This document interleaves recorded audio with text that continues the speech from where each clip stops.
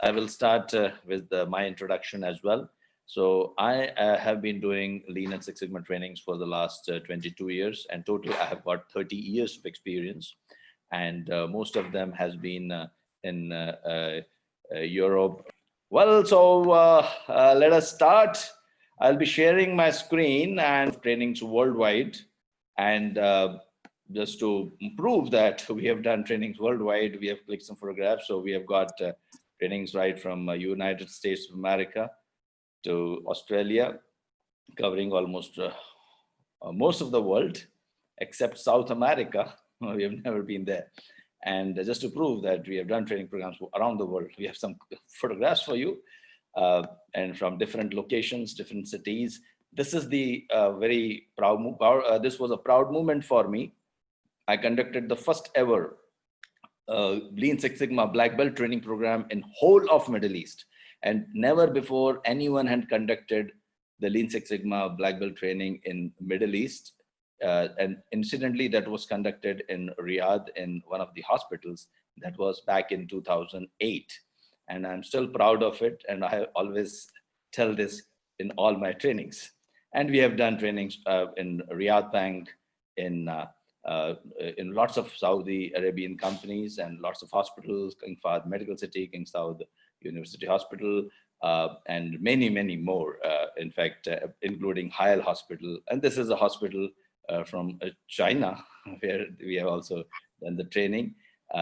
This is European hospitals and National Healthcare Service of UK also. I have provided our services. So I have done lots of programs in UK, and I have appeared in many TV programs, and really in lots of American Society of Quality World Conferences. I have been invited for the last 5 years. And this is one of the videos which talks about on 21st last year's of May 2019. I'm going to speak in American Society of Quality's World Conference in Fort Worth, Texas. I'm going to talk about how one of the fields in artificial intelligence, robotic process automation, or RPA, can be used to support process improvement initiatives along with Lean and Six Sigma. We will see how. So actually, just to give you a little bit idea about some of the work done in different hospitals. And before I talk about that, very, very briefly, I'll tell you what is Lean and Six Sigma. So as I told you, we have Dr. Humadi with us, so he will be translating whatever I say in Arabic, because many of you had requested that you would like to have the program in by 2 languages, so that some things can be explained in Arabic as well. So in short, when you talk about Lean and Six Sigma implementation, Lean and Six Sigma is about reducing the costs, reducing the defects, reducing the waste, reducing the rework, reducing the cycle times. So it reduces the costs, errors, defects. Waste, we are not talking about only the waste, but we are also talking about the process wastes. So we'll be learning about process waste. And it also increases the quality and efficiency and productivity and patient satisfaction, and improves the capacity and profitability and resilience. So yeah, Dr. Humadi, you would like to speak a few words on this? Short. Okay, thank you. المنهجية الستة سيجما من المنهجيات المهمة في تحسين الجودة. حقيقة هي تقلل في الهدر وتزيد من رضا متلقي الخدمة، وتقلل من اللي هو العيوب في العمليات أو الخطوات اللي نقدمها مثلا للمرضى، أو الخطوات البروسيس. هذه هي عملية تقلل من الفجوات في الأنظمة. منهجية الستة سيجما منهجية مهمة برضو تقلل من الريورك، العمل، تكرار العمل، وتحسن الخدمة في العمليات، وتقلل الهدر في المستلزمات الطبية، أو تقلل الهدر في خطوات اللي هو إجراءات المرضى من تنقلهم من مكان إلى آخر. Thank you. Yeah, so I'll just show you. Actually, we have got lots of hospital examples. We'll be talking about why we should be measuring. We'll be talking about what is DMAIC, define, measure, analyze, improve, and control. What is data and what is importance of data in Lean and Six Sigma. And we'll be showing you some of the examples and one case study we will take out. Any one or two case studies we'll be talking about, and we will have some question and answers towards the end. So if I ask you, what are the similarities? What are the things similar you find here when you are looking at the patient satisfaction index increased from 4.2 to 4.75 on a scale of 5, including 60% reduction in waiting time. Another hospital has reduced the discharge time of patients from 3 hours to 15 minutes. One hospital has reduced the injury by 64% if it is measured as a KPI of per 1,000 staff. 50% reduction in unnecessary calls, thereby improving the patient transfer. 40% improvement in emergency department time. Waiting time of OPD patients reduced by 70%. So can you guess what is there in common in all of them? Reduction in time is very important in Lean and Six Sigma. Very good. Anything else? Reduce the defects. Munif is right, reducing the defects. And how is it done? It is done through improvement projects. A definition of a project is that it has a starting point and it has an end point. It doesn't exist after some time. So an improvement project has a starting date and an end date. Usually it is 3 to 4 months.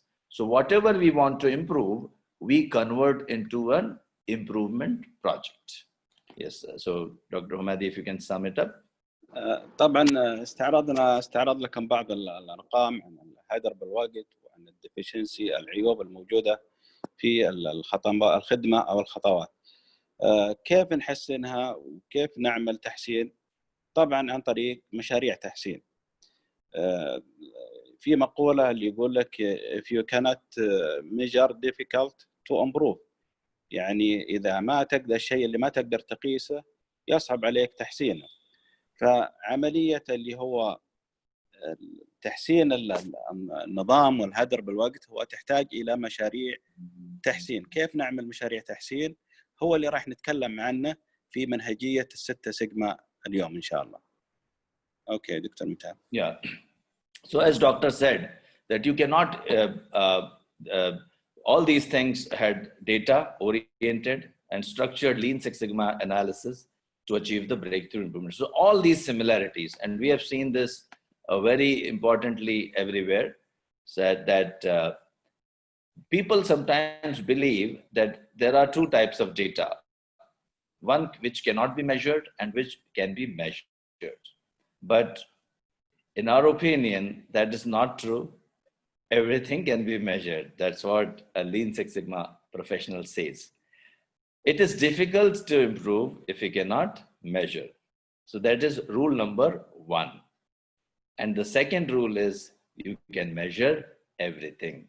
So soon I'm going to tell you how to measure everything, because in Lean and Six Sigma, we have to do improvement projects. So for example, if you are trying to reduce the medicine dispensing time in the hospital, you will convert this into a project. You will form a team and then you will come out with an improvement project. You will define that today I'm taking 20 minutes to dispense the medicine. I would like to reduce it to 10 minutes. If your discharge time of the patients in the hospital is high, if you are taking, let's say, 3 to 4 hours to discharge a patient in the hospital, you would like to reduce to, say, half an hour to 1 hour. If there are errors in the lab reports, then in that case, you would like to reduce the errors in the lab reports. So all the things we need to convert into improvement. So if you want to improve something, first start measuring, and then wherever you are, you assign a goal to improve that. And after you assign a goal to improve that, you make a improvement project. طبعا هو يتكلم عن كيف تقلل الهدر بالوقت. يعني هو يقول لك كل شيء نقدر نقيسه بس منهجية الستة سيجما، ما في شيء ما نقدر نقيسه. لما قال لك هو حيقلل الهدر الوقت من نص ساعة إلى 10 دقائق، فيعني نقيسه بعدين اللي هو نعمل المنهجية الستة سيجما في مشاريع التحسين. ف if you cannot measure you cannot improve. ما لم نقيسه لا يمكن نعمل له تحسين أو لا يمكن نديره. Okay. Okay, so now let us see how can you improve how can you measure everything. So there are two types of data. There are two types of data, and there is no third type of data in the world. There are only two types of data. So one is known as continuous data, and another is known as attribute data. So one is continuous data, and another is known as attribute data. Continuous data is also sometimes known as quantitative data. Quantitative data, and attribute data is sometimes known as qualitative data. Continuous data example is age, height, temperature. So age, like for example, my age is 52 years. Yeah, I'm having 30 years of experience, by the way, as I told you. So 52 years, but it's not 52, it is 52.3 years. Yeah. Height.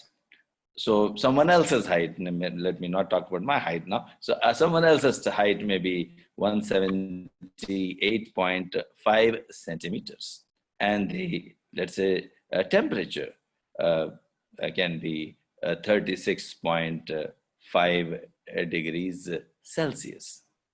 So these are examples of continuous data. So what is a continuous data? It can be represented on a number line. It can take a unit. If you see, every of these measures have a unit, and there is a possibility of a decimal point. You can have 36.5, 36.9. So you have a decimal point. So this is known as continuous data. This is one type of data.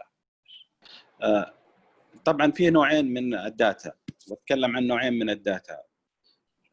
يقول لك ما في ثلاث انواع، نوعين من الداتا هي اللي continuous data و attributed data، اللي هي عباره عن بيانات كميه وبيانات نوعيه. طبعا البيانات النوعيه اللي تحتوي على البيانات الكميه التي تحتوي على كسور عشريه، ممكن تاخذ كسور عشريه. طبعا البيانات النوعيه حنتكلم عنها. Okay. Yes, and now attribute data is something which we feel, which sometimes we feel that we cannot measure. So usually we say, oh, a lot of things we cannot measure.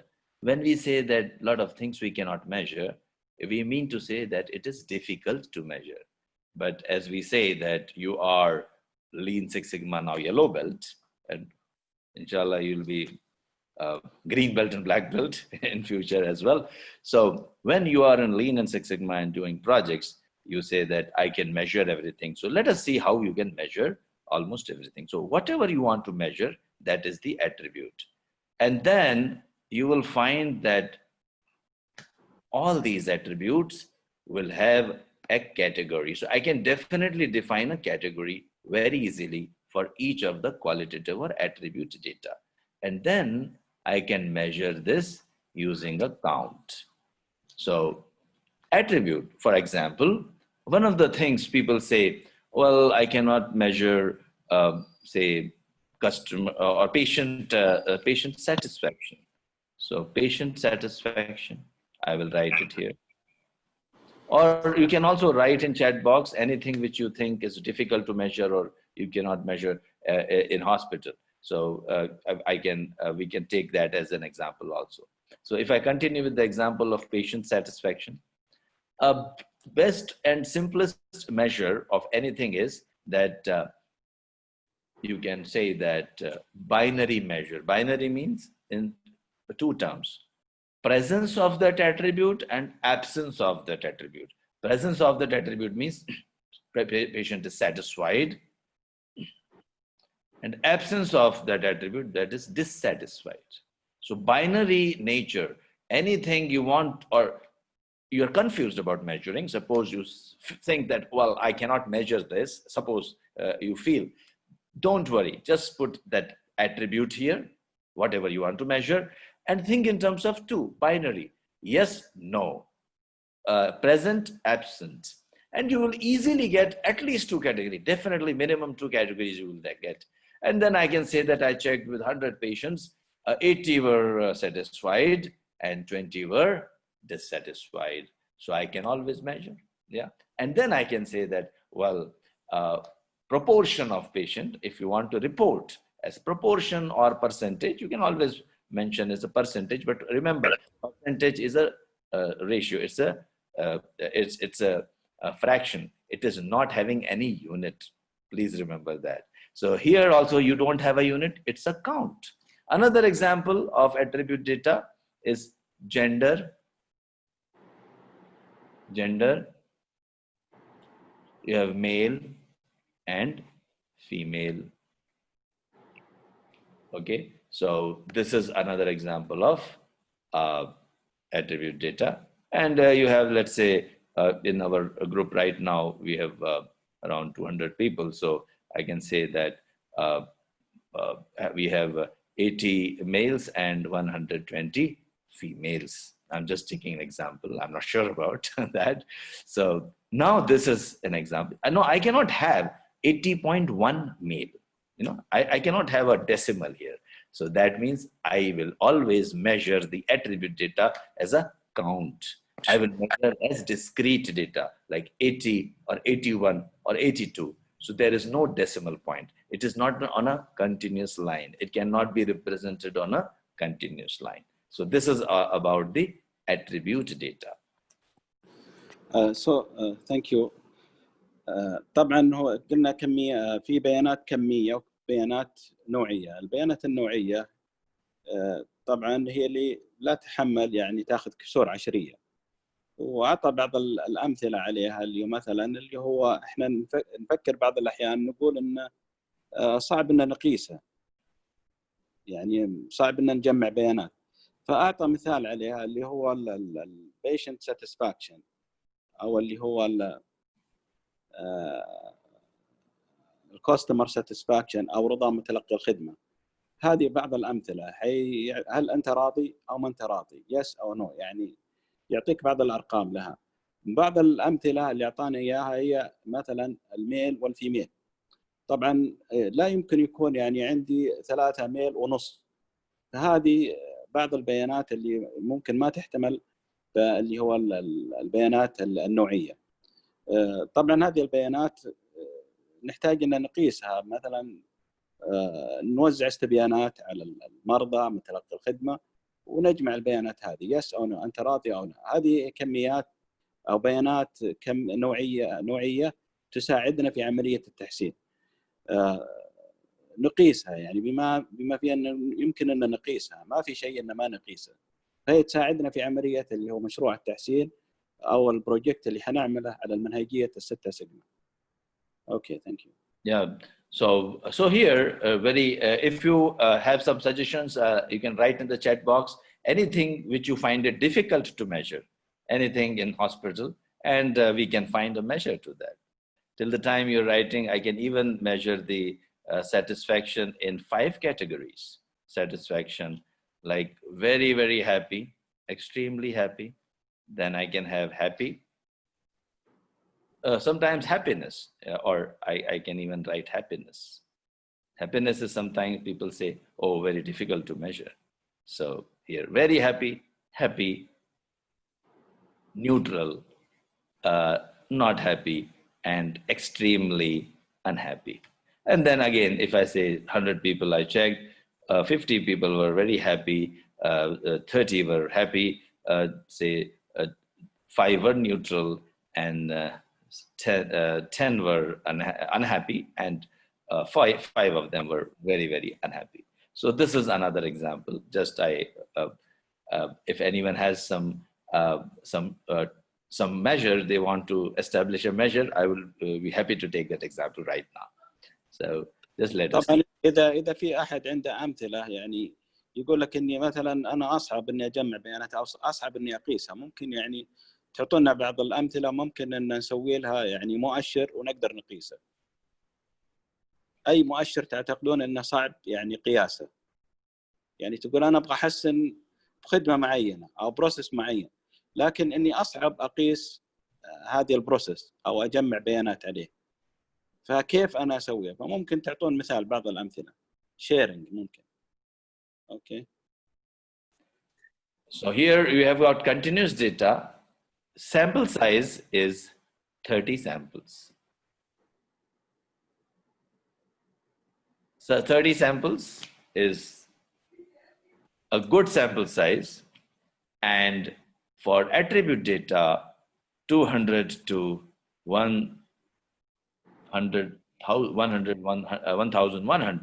is a good sample size. So sample size for attribute data, the thumb rule I'm talking about, is 200 to 1100, and sample size for, now why it is there, we described in the green belt training and black belt training. It's very easy to prove, but of course right now we are doing a yellow belt training, so our idea is to give you an overview.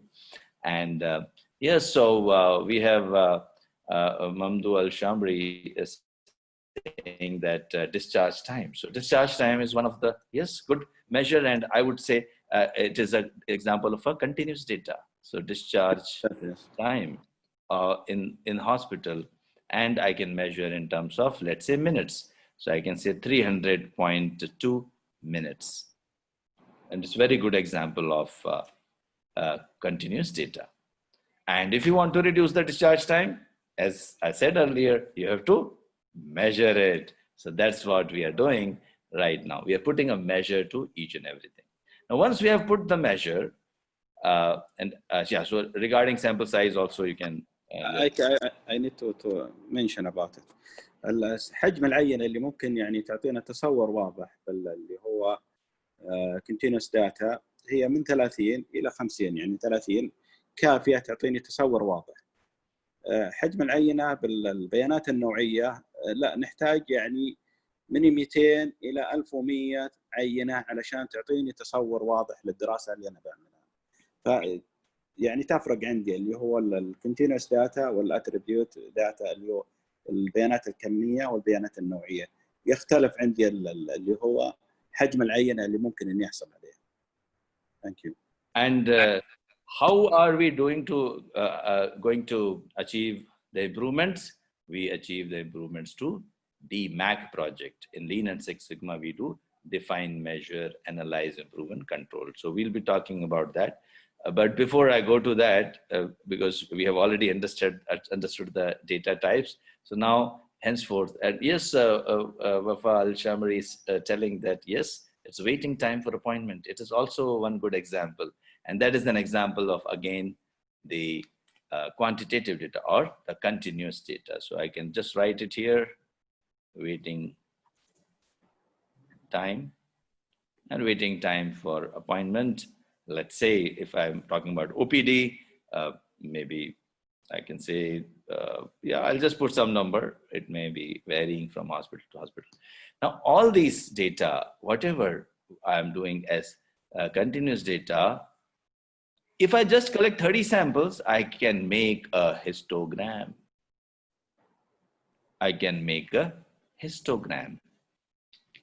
And when I make a histogram, I can predict about the performance of the process. But in attribute data, I cannot make a histogram. I have to make bar chart. So I'll just write here histogram. And we will be sharing this note with you later on. And also we'll be sharing the recording also with you. And also some of the other recordings of our other programs also we'll be sharing with the group, so that don't worry about taking notes. We're always good to take notes, by the way. If you're taking notes, well, that's really nice. And the learning will be enhanced, so you can take the notes. And here I can express, I was talking about as probability distribution, also known as Gaussian curve or normal curve, because it is normal to obtain a normal curve. About normal curve, we'll talk about a little later. So this is about the continuous data, but attribute data, I cannot make a histogram. I cannot make a normal curve. Like if I take an example of patient satisfaction and dissatisfaction, I can make a bar chart like satisfied, dissatisfied. Or I can make a pie chart like satisfied and dissatisfied. Yeah. So here it's a bar chart. It is known as bar chart. And this is known as pie chart. So for continuous data, I have histogram. For attribute data, I have bar chart and pie chart. طبعا بعد الادوات اللي نستخدمها بالمنهجيه الستة سيجما هي مثل الهيستوجرام، وتستخدم بعض الادوات طبعا مع الكونتينوس داتا، البيانات الكميه نستخدم معها اللي هو الهيستوجرام. ليش؟ لحجم العينه، الحجم العينه تكون يعني قليله وتعطيني تصور واضح. لكن البيانات النوعيه فاستخدم معها البار تشارت او الباي تشارت، لانها تعطيني تصور واضح، وحجم العينه كثيره فتعطيني يعني اكثر من يعني جراف مثلا اذا كم عندي رضا وكم عندي غير راضي، فتعطيني اكثر من يعني تصور.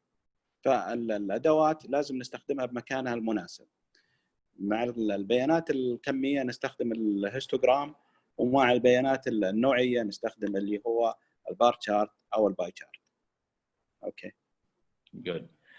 Deputy Health Minister of Saudi Arabia, Dr. Tarif Alama, he had also attended, and this is he is also a green belt and a black belt from us, and also the master black belt. So this is one of the credentials. So we have been operating in Saudi Arabia for the last 15 years, and we have done lots of projects in Ministry of Health also. As I was talking about that, we have done lots of, we have already previously conducted trainings in your hospital also. So just wanted to share. So the purpose of, as I told you, you will be learning some of the tools and techniques. As a yellow belt, you will not be able to apply the tools and techniques. You will just see how the tools and techniques are applied. When you become a green belt, it's another 3 days program. Then you will be, and also then you can do a project also over the period of 2 to 3 weeks or 2 to 3 months. If you want, we help you to do that.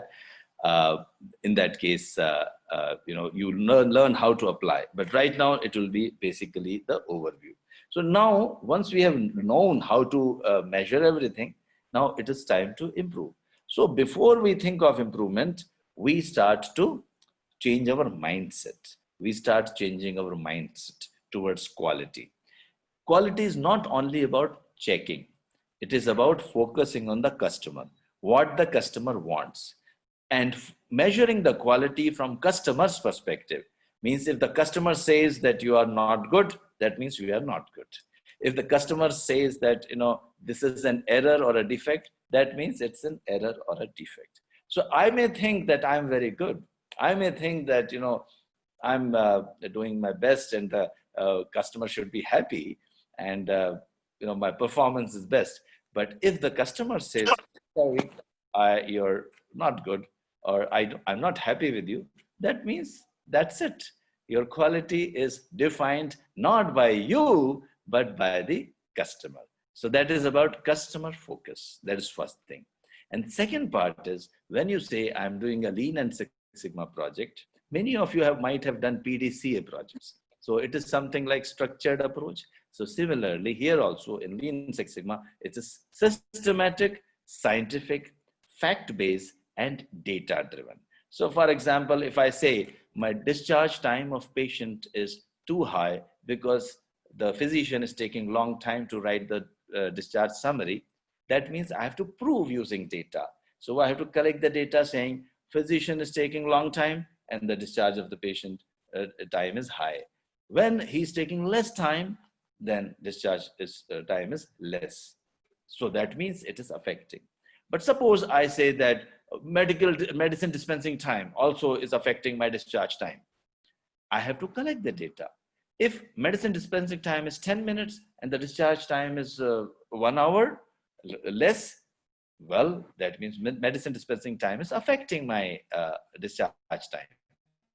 But suppose medicine dispensing time is high or low, or maybe 20 minutes or 30 minutes or 10 minutes or even 5 minutes, but my discharge time is still 5 hours. That means I will say, sorry, my medicine dispensing time or the pharmacy time is not affecting my discharge time. So in this case, just to summarize, it is all fact-based and data-driven. And it is all process focus. So as Deming used to say, and next slide will tell you about it, 85% of the problems are due to the processes, not people. So we have to think of process focus, not people focus, or just blame people. We are not allowed to blame people in Lean Six Sigma. We say the problem is in the process and we change the process. So these are the two basic points of Lean Six Sigma. First is customer focus, and second is we have to be data oriented. اوكي ثانك يو. طبعا زي ما ذكر يعني يالو بيلت يعني ما راح ندخل بتفاصيل كثيره وناخذ يعني ادوات كثيره ما ندخل فيها، جست هي اويرنس، يعني ممكن ناخذ فكره عن اللي هو اللين سيكس سيجما. طبعا تكلم انك يعني اذا قدرت تقيس هذه خلاص منك بديت انك تقدر تسوي مشاريع تحسين او تحسن الخدمه. اذا عملت مؤشرات اداء وقدرت تقيسها تقدر انك تحسن، معناته انه اذا قسنا الشيء نقدر نعمل له امبروفمنت او تحسين. طبعا من اللي يحدد الخدمه، من اللي يحدد الكواليتي، من اللي يحدد السيرفيسز، هو اللي يحددها الكاستمر او متلقي الخدمه، هو اللي يقول لك انت كواليتي او ما انت كواليتي. فاحنا نجمع البيانات عن طريق يعني رضا متلقي الخدمه، الملاحظات اللي يعطيناها. فاذا والله لبينا متطلبات متلقي الخدمه معناته ان حققنا الجوده. من اللي يقيس الجوده؟ هو متلقي الخدمه او المريض او اي احد يعني زائر للمنشاه، يعني يزور المنشاه فيلاحظ اي ملاحظات، فمعناته ان في بعض العيوب بالخدمه. متلقي الخدمه هو اللي رايح يقيم لك جوده الخدمه عندك. طبعا زي ما ذكر اللي هو ديمينج، احد علماء الجوده ادوارد ديمينج، قال لك ان 85% من المشاكل والعيوب بالانظمه هي ترجع للي هو النظام، ولا يعني نلوم احد، يعني نقول الشخص الفلاني يعني سوى خطا او زي كذا، لا، نقول النظام فيه خطا، المشكله بالنظام وليس في الاشخاص. فنروح نحسن النظام، نبدا نحسن النظام، نقيسه وكل مره نحسن. اوكي. Yeah. So as we said that Deming said 85% of the problems are due to the processes and only 15% is contributed by the people. So if you want to really make a change in your process, really make a change in the performance of your organization, you have to focus more on process, because the same people, If they are given a better process, they will deliver excellent results. But the same good people, if they are given a not so good process, then they will not be able to deliver. So always, if I want to improve something, I will first look at the process. I will make a process map and I'll focus on the process. Because if I change the process, the same people will deliver good results. So we focus on process excellence. So if I want to improve my operations excellence, we should focus on the processes. التركيز على البروسيس هي الخطوة للتحسين الخدمة. أهم نقطة عندي هي تحسين البروسيس. يعني لما تتخيل مثلا الممرضة تصرف الطبيب يصرف دواء للممرضة ويرسله للصيدلية، إيش الخطوات اللي ممكن يكون فيها هدر للوقت؟ فلازم إنه ممكن إنه نحاول إن نقيس النظام ونشوف الديفكت بالنظام ونحسنه علشان يكون متلقي الخدمة يعني راضي. Okay. So how do we achieve this? We use green belts, black belts, master black belts, process owner, yellow belts and white belts. So this is how we usually achieve this whole infrastructure. So first, when we are implementing Lean and Six Sigma, we have a leadership. We get the senior people, as I conducted the training program in the hospital last time, the senior most people first attended the training and they understood what is Lean and Six Sigma. And if they support, then in that case, we will be we will be successful in implementing Lean and Six Sigma. Then we train the green belts and black belts. Green belts and black belts are trained in tools and techniques. They are trained to apply these tools and techniques, which some of the techniques you are going to learn today. And black belts and green belts, they do the projects. They are guided by the master black belts. So master black belts train the green belts and black belts, and they are guided by the master black belts. This is related to the Lean and Six Sigma knowledge. We have yellow belts who also understand what is Lean Six Sigma. They know some of the tools, but they can't do the project. White belt means we are just looking at the explanation of basic tools and techniques, but not more.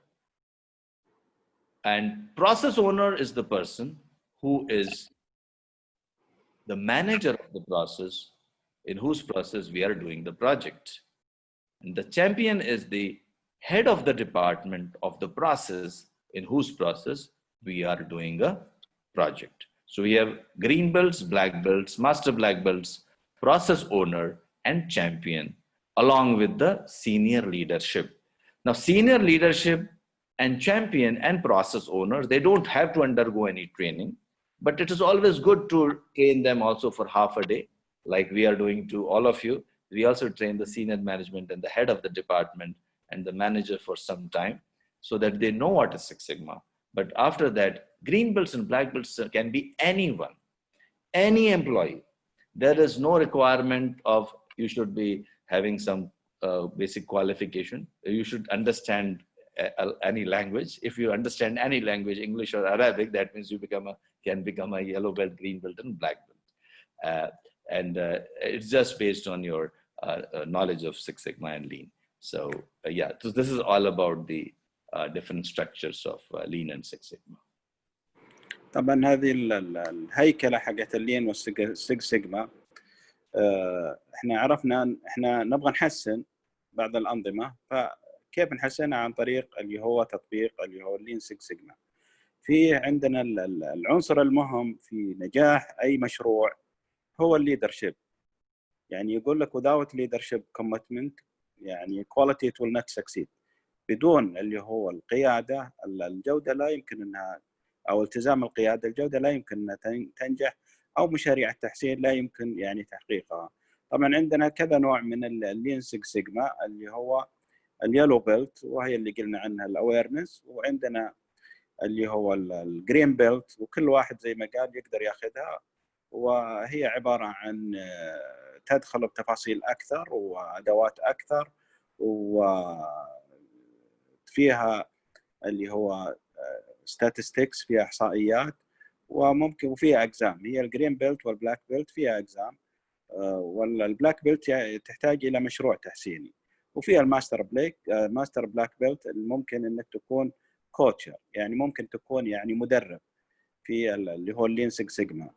طبعا في الشامبيونز، هذا مهمين وجودهم، وهم اللي هو الموظفين بالاقسام. وفي عندنا البروسيس اونر، وهذا مهم جدا في نجاح اي مشروع تحسين. البروسيس اونر او رئيس القسم او المالك للنظام هو اللي يعرف اكثر شيء تفاصيل بالنظام، فيعرف وين الديفكت ويساعدك في تحسين اللي هو اي مشروع تحسيني. طبعا بدون البروسيس اونر يعني ممكن يصير في صعوبه في تطبيق المشروع. مهم جدا يعني يكون يعني التيم والفريق يعني مدربين على الجرين بيلت على الاقل، علشان يتعلموا الادوات وجمع البيانات وتحليلها. طبعا بالاضافه الى الليدرشيب، لانه يحتاج الدعم في تحسين المشاريع هذه. Okay. Yes. So typically, a green belt training takes around 3 months to complete, and a black belt training takes around 6 months to complete. Because green belt, you learn some tools, around 70% of the tools, and the remaining advanced tools of 30% are taught in the black belt training. So when you do a green belt project, typically you finish it fast because it is a smaller project. It is based in one department. But when you are doing a black belt project, it is across the department. Sometimes it may be across the hospitals.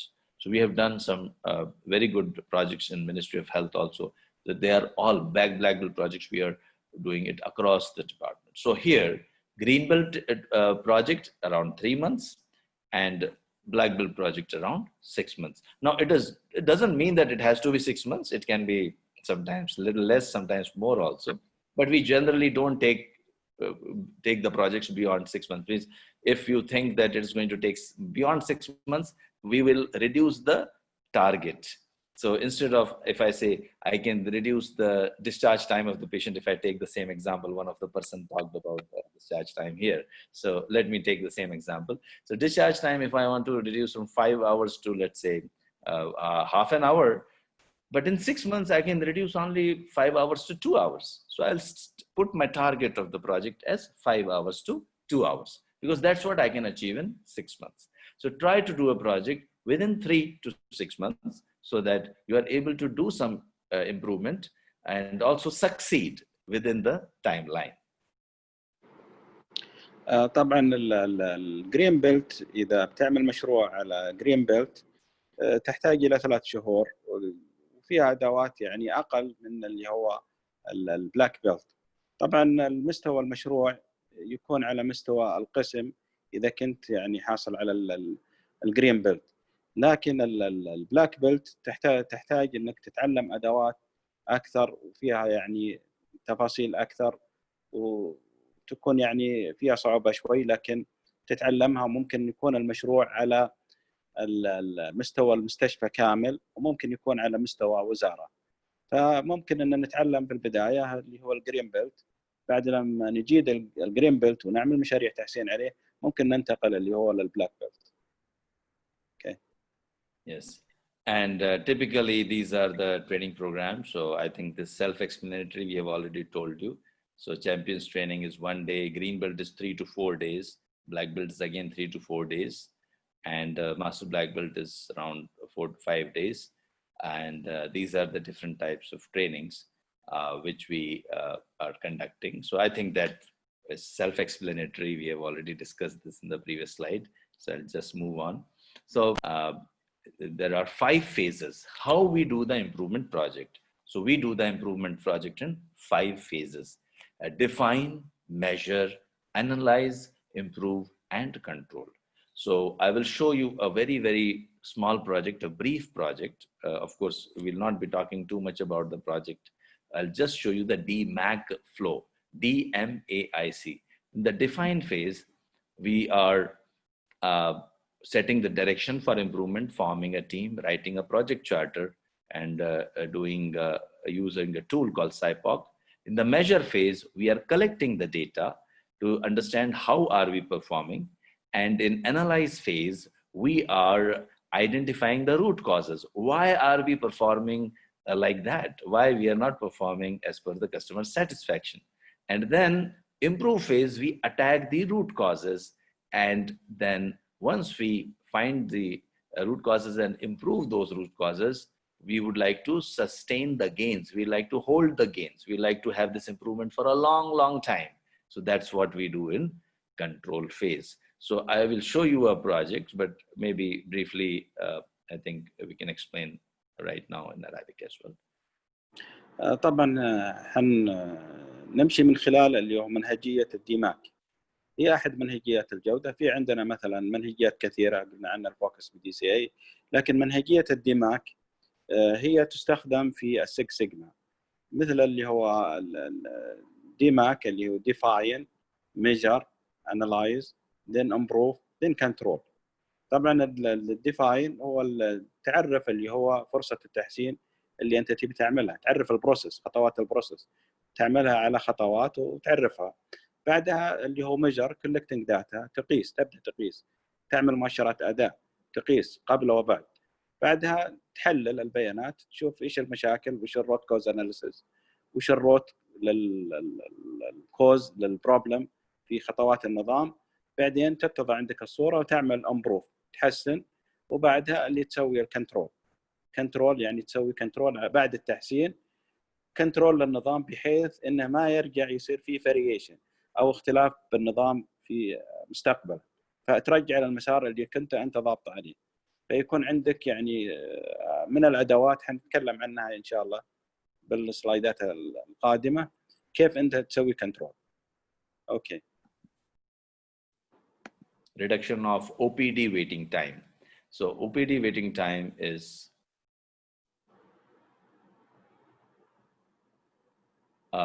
so first in define phase, we write a project charter, and project charter has got a problem statement and a goal statement. So your problem statement is, it is taking 90 minutes to wait in the OPD department, and we would like to reduce this to 30 minutes in the next 3 to 4 months. طبعا من الادوات اللي نستخدمها بالديفاين فيز اللي هو البروجكت تشارتر. طبعا ريديوس الويتنج تايم، طبعا لازم نذكر فيها البروبلم ستيتمنت والجول والهدف والمايلستون والرول اوف ذا ستاف يعني بالمشروع التحسين. هذا التولز، هذا الادوات، يعني الاداه هذه نستخدمها في مرحله الديفاين فيز. اوكي. Yeah. So and then in the define phase, we also do Sybok, supplier input, process, output, and customers. It's a high-level process map. It's a very high-level process map where we write the basic 5 steps. We identify who's our customer. So we start with the right. In fact, we start with the patient, identify the customer. Who's the customer? Patient. What is the output? Prescribed treatment. What is the process? Patient treatment process. And what are the inputs? So we have inputs like patient history, registration forms, doctors, receptionist, bills, softwares, and then suppliers. So we create a Sybok. طبعا في الادوات اللي نستخدمها بالديفاين فيز هي السايبوك. ايش معنى السايبوك؟ الاس معناتها سبلاير، والاي انبوت، والبي بروسيس، والاو اوتبوت، والسي اللي هو الكاستمر. هذه الاداه نستخدمها في مرحله الديفاين فيز، تعطينا تصور واضح للمرحله اللي هو تعريف اللي هو مشروع التحسين. طبعا السبلايرز اللي مثلا البيشنت او اي سبلاير، يعني ممكن ان او موردين او حاجات للتوريد، او يعني ممكن ان نستخدمها في مرحله السبلاير. الانبوت اللي هو المدخلات اللي تدخل بالنظام، من ضمنها بعض الريسورسز، الادوات، هذه تدخل معنا بالمرحله اللي هو الانبوت. بعدها يجينا مرحله البروسيس. البروسيس تقع بين اللي هو الانبوت والاوتبوت، مهمه جدا. اذا كان السبلايرز والانبوت يعني كويسين والبروسيس كويس، يعطينا اللي هو الانبوت والنتائج تكون يعني ايجابيه بالنسبه لمتلقي الخدمه. طبعا البروسيس هنستخدم يصير هاي ليفل بروسيس، نستخدمه بالفلو شارت. الخطوات العريضه للنظام ممكن نعرفها بالمرحله هذه. بعدين ممكن ناخذ تفصيل اللي هو عمليه البروسيس. اوكي. Yeah, so as you know that now output, something wrong in the output, whatever is something wrong in the output, that is my problem statement. So what is wrong in the output? The prescribed treatment is being delayed, means I have to wait for it. So that becomes my problem statement, and that is what is mentioned in the project charter. So, and this problem is always from customer's point of view. So that is how we describe the problem. So we have written so in the define phase, we have done a project charter and we have done a Sybok. Yeah. Okay. So now we have gone to the define phase. Now we'll go to the measure phase. In the measure phase, we measure how the process is performing. So remember, if the data is continuous data, then what we do? We use a histogram, isn't it? So we have used a histogram, and this histogram can be drawn in just one click. I will demonstrate towards the end of the session, the Minitab, the software which we use. And those who do a Greenbelt training with us, they get the software along with the training. So we teach you how to click the right buttons to get the histograms. It's just one click and you will get the histogram. So we are doing a histogram. Here we know what is the average of the process, and I will tell you what is standard deviation a little later, but it also tells you about what is the average and the standard deviation of the process. طبعا احنا اخذنا اللي هو define phase والحين هناخذ اللي هو measure phase. Okay, I'm not here with you when you are started, Mr. Amitabh. Can you? Okay, so I will just say that in the measure phase, we first make the histogram. In the measure phase, we make the histogram. And why we are making the histogram? Because our waiting time, OPD waiting time, is a continuous data. So if you remember, when it is a continuous data, when you are using a continuous data, we use a histogram. So that is what we are doing here. We are measuring it with a histogram. And a histogram can be drawn with very easily with a software called Minitab. So we teach you Minitab in the Greenbelt training program. Right now, towards the end of the session, I will just demonstrate very briefly how to make a histogram using Minitab. But just to understand from Yellow Belt perspective, in the measure phase, we collect the data and we display the data. We tell the people, tell the world that this is how our process looks like.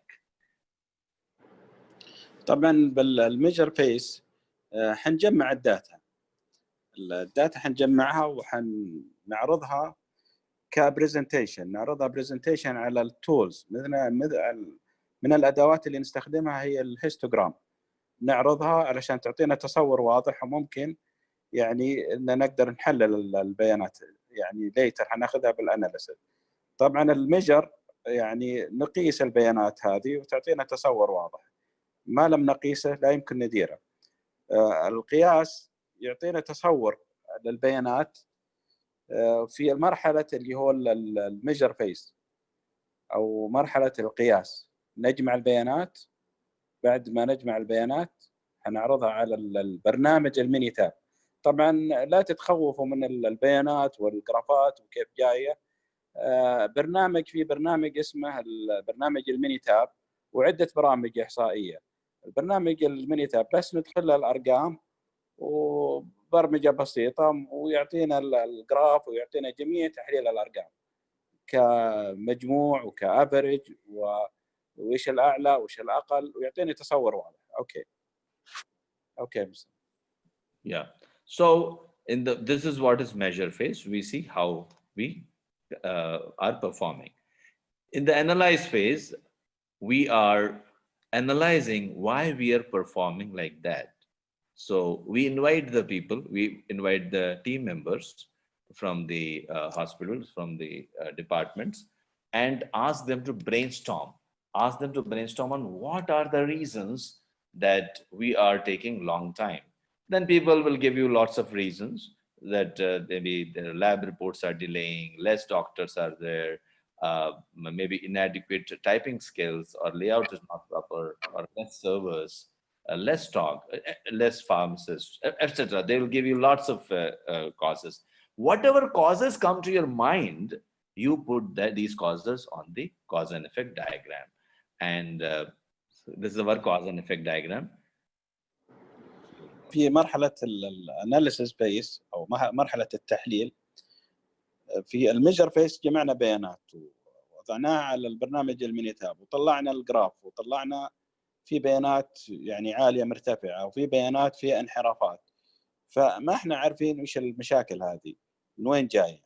فنجمع الفريق ونسوي عملية اللي هو نبحث عن المسببات الجذرية عن طريق اللي هو العصف الذهني ما يسمى البرين ستورمينج، ونستخدم بالبرين ستورمينج اللي هو أحد الأدوات من أدوات السكس سيجما أو أدوات الجودة اللي يسمونها الفيشبون أو عظم السمكة. Okay, I can complete. Yeah. So here in the analyze phase, we learned about all the possible causes, but not all the possible causes we can improve, because there are lots of things which may cause the error, but which is the biggest cause? So we use Pareto analysis. Pareto is based on the Vilfredo Pareto. Vilfredo Pareto was an Italian economist who found that 80% of the wealth, 80% of the money in Italy was with 20% of the people. So he called this as 80-20 rule. Then he found this true in everything, like 80% of the land in Italy was devoted to produce 20% of the crops. So he found that 80-20 rule valid everywhere. So Joseph Juran, he applied to quality. And he also said that 80% of the problem which you are trying to solve, 80% of the waiting time is due to only 20% of the causes. So if you have listed 10 causes, only 20% of those 10 causes, means only 2 causes are responsible for your 80% of the high waiting time. So this is known as Pareto analysis. So the Pareto analysis is done here. And of course, I will show you a little later how the Pareto is done and how the Pareto chart is prepared.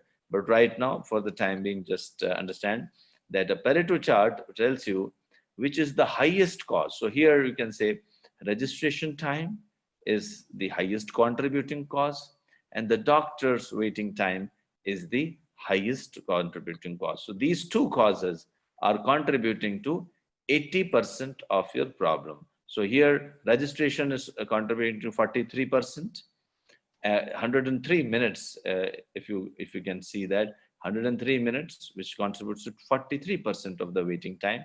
And doctors waiting for the doctor, it contributes 25% of the waiting time. So together, they are approximately around 80% or so. So we will focus only on 2 causes. We will not focus on other causes. Okay. طبعا بعد ما احنا عملنا البرين ستورمينج واخذنا جميع المسببات الجذريه، طبعا كل احد يعطي فكره معينه يعني مقبوله، نجمعها جميع الافكار وتطلع عندنا يعني بالفيشبون يعني مشاكل كثيره، ولا يمكن ان نشتغل على المشاكل هذه.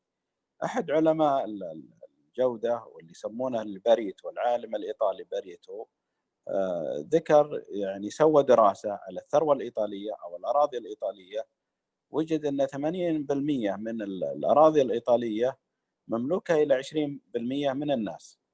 العالم جوزيف جوران أحد علماء الجودة البارزين واحد اللي لهم تاريخ كبير بالجودة، أخذ اللي هو المفهوم هذا ووجد أن يعني تقريبا 80% أو 85% من المشاكل جاية من 20% من الأسباب. فما يقول لك إن نشتغل على تقريبا 20% أو بعض الأسباب، يمكن سبب أو سببين، حيحسب لي 80% من المشاكل اللي حصلت عندي بالنظام. Okay. Yeah.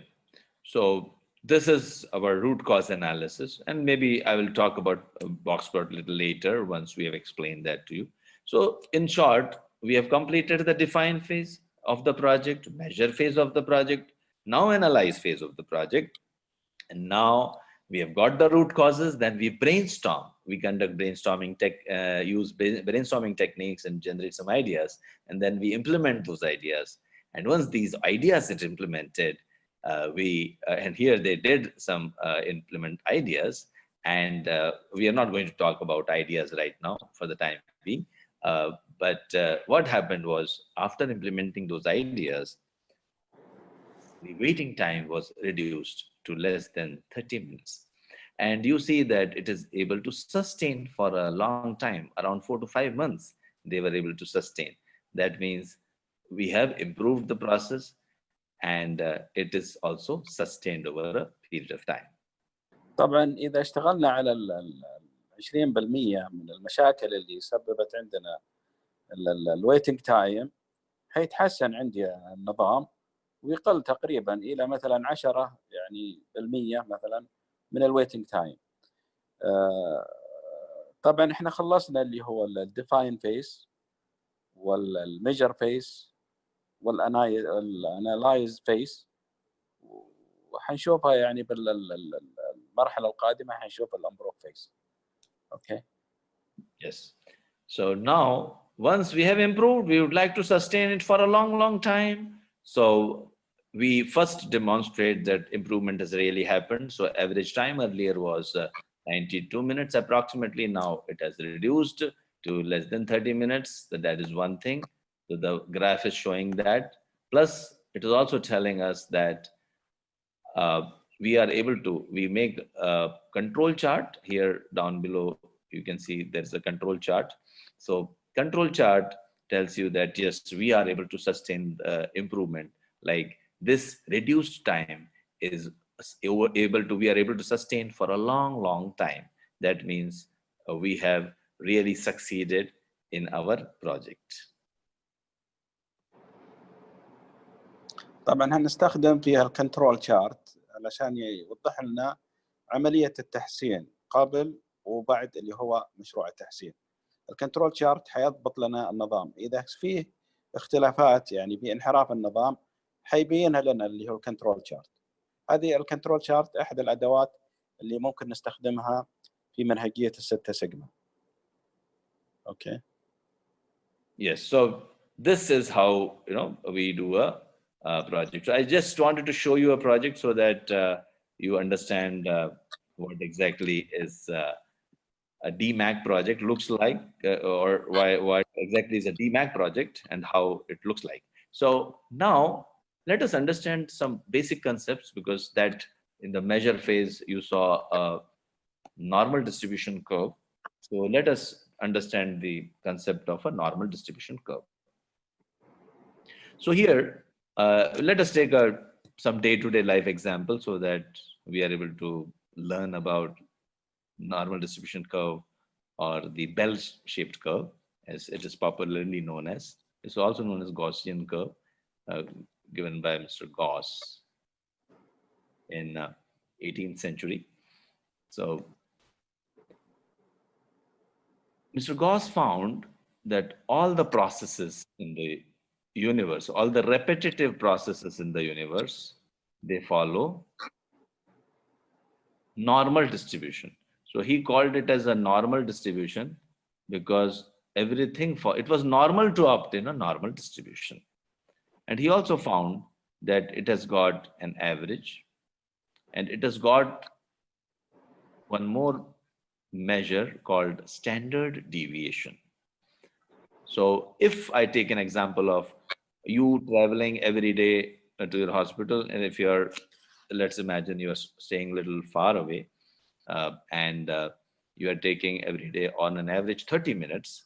So if I collect the data of your travel time, one day you take 30 minutes, another day you take 35 minutes, one day you take 25 minutes, one day you take 20 minutes, and another day you take 40 minutes, sometimes 32 minutes, sometimes 28 minutes. So if I take that average is, let us say, 30 minutes. So I can say the average, if I display here, will be 30 minutes. But if I go with Mr. Goss, what he found was that every data set has got standard deviation also. So we can easily calculate the standard deviation, and later on we will show how to calculate. It's just one click in Microsoft Excel, we can calculate, or in Minitab, in just one click we can calculate that. That we'll show later, but now, right now, don't worry about that. So just understand that every data set has got an average, and every data set got a standard deviation. So what he found was, this is 1 time standard deviation, this is 2 times standard deviation, and this is, let's say, 3 times standard deviation. This is 1 time standard deviation on the left side. So -1, 2, and -3 times standard deviation. So what he found was that this curve never touches the x-axis. We call it as z-axis. So z-axis, it never touches at z-axis, but it appears to touch. Like here, after this, it appears that it is touching. It touches at +3 times the standard deviation and -3 times the standard deviation. It touches +3 times the standard deviation and -3 times the standard deviation. So if I were to calculate this, this value will be 1 time standard deviation. So standard deviation is 5 right now. So this will become 35. Then we have standard deviation, 2 times standard deviation will become 40. The 3 times standard deviation will become 45. Here it will be 30 average. Here it will be 25. And here it will be 20. And here it will be 15. So I have got +3 standard deviation at 45 and -3 standard deviation at 15. So I can predict from Gaussian theorem that it takes around 99% of the time I'll be taking 15 to 45 minutes to travel to my hospital. طبعا احنا حنحسب اللي هو الانحرافات المعياريه بالانظمه بالبروسيس. طبعا هو اعطى مثال عن كيف انت لما تبي ترافل او تروح من مكان الى اخر، مره تاخذ 30 دقيقه، مره 35 دقيقه، مره 22 دقيقه، فتاخذ المتوسط وبعدها تاخذ اللي هو الستاندرد ديفيشن اللي هو الانحراف المعياري. فتحسب الانحرافات المعياريه وتجد انه يعني موجوده يعني بين اللي هو 15 دقيقه الى 45 دقيقه. وجد انه حوالي تقريبا 99% يعني انك تاخذ يعني متوسط يكون اللي هو 15 دقيقه. اوكي. Hello? Yeah. Okay, so this is, now if I look at the -3 times standard deviation, it is 15, and this is 45. So I call this as lower control limit, and I call this as upper control limit. So this is LCL, and this is UCL, lower control limit and upper control limit. So if I draw a chart,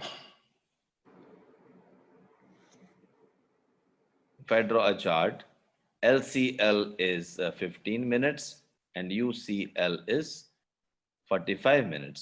So my travel time will always look somewhere between these values. So these are my values, and I will keep operating between these values. So we say that if I'm operating within 15 to 45 minutes, if I'm taking within 15 to 45 minutes to the hospital, that means I would say my process is under control. And after some afterwards, I will tell you what is out of control. But let us first understand this in Arabic as well. طبعا هو حصر الابر كنترول ليميت اعلى نقطه واقل نقطه يعني نصلها، ووجد انها من بين اللي هو 15 دقيقه الى 45 دقيقه. هذا الابر اعلى نقطه يعني وصلنا لها خلال الترافل تايم 45 دقيقه، واقل نقطه اللي هو 15 دقيقه. فرسم الرسمه اللي هو تحت الكنترول، يعني لما نكون بين ال 15 وال 45 احنا بالكنترول ليميت، يعني بالمكان المناسب، يعني ما صار في اي انحرافات.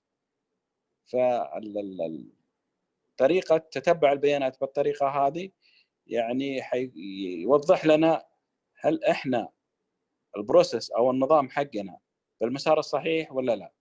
اذا في انحرافات حيذكرها الحين وكيف نتعامل معها. اوكي. Yeah. So now if I look at this we call it as control chart. Control chart. Now, if I ask you, like you are traveling between 15 to 45 minutes, and I'm predicting that 15 to 45 minutes is what your population means. All the travels to your hospital over the period of time, like say 1 year, 2 years, will take between 15 to 45 minutes. Although, if you saw, none of our samples were having the values of 15 to 45 minutes. But the sample, even though it doesn't have 15 to 45 minutes, but we can predict that our process is capable of going up to 15 to 45 minutes, means 99% of the time, our population will lie within this range. But why is this variation? So if I ask you this, like why you are taking, one day you are taking 20 minutes, another day you are taking 25 minutes. So why this variation? If I ask you why this variation is there, in this case, you will tell me there are lots of causes which are affecting this variation. Lots of causes means I can make a cause and effect diagram. We call these causes are X factors, and we call our whatever is the problem or the thing which we are trying to improve as the Y. So here, travel time, if I look at the travel time here, you can see that travel time is the Y here. And what can be the X factor? Why I'm taking, let's say, a lot of time or traveling time is varying. It can depend on the weather. It can depend on the vehicle I used. You may be having, let's say, 2 vehicles. One can be Mercedes and another can be Ferrari. So, or whichever vehicle you have. So it also depends on whether you are using your, which type of vehicle you are using. It also depends on the route. Yeah. It also depends on the traffic. You can also give me suggestion, like, you can tell me what can be the reasons. Others can talk about it. What can be the reasons of our variation in travel time? Any other reasons? Sometime why?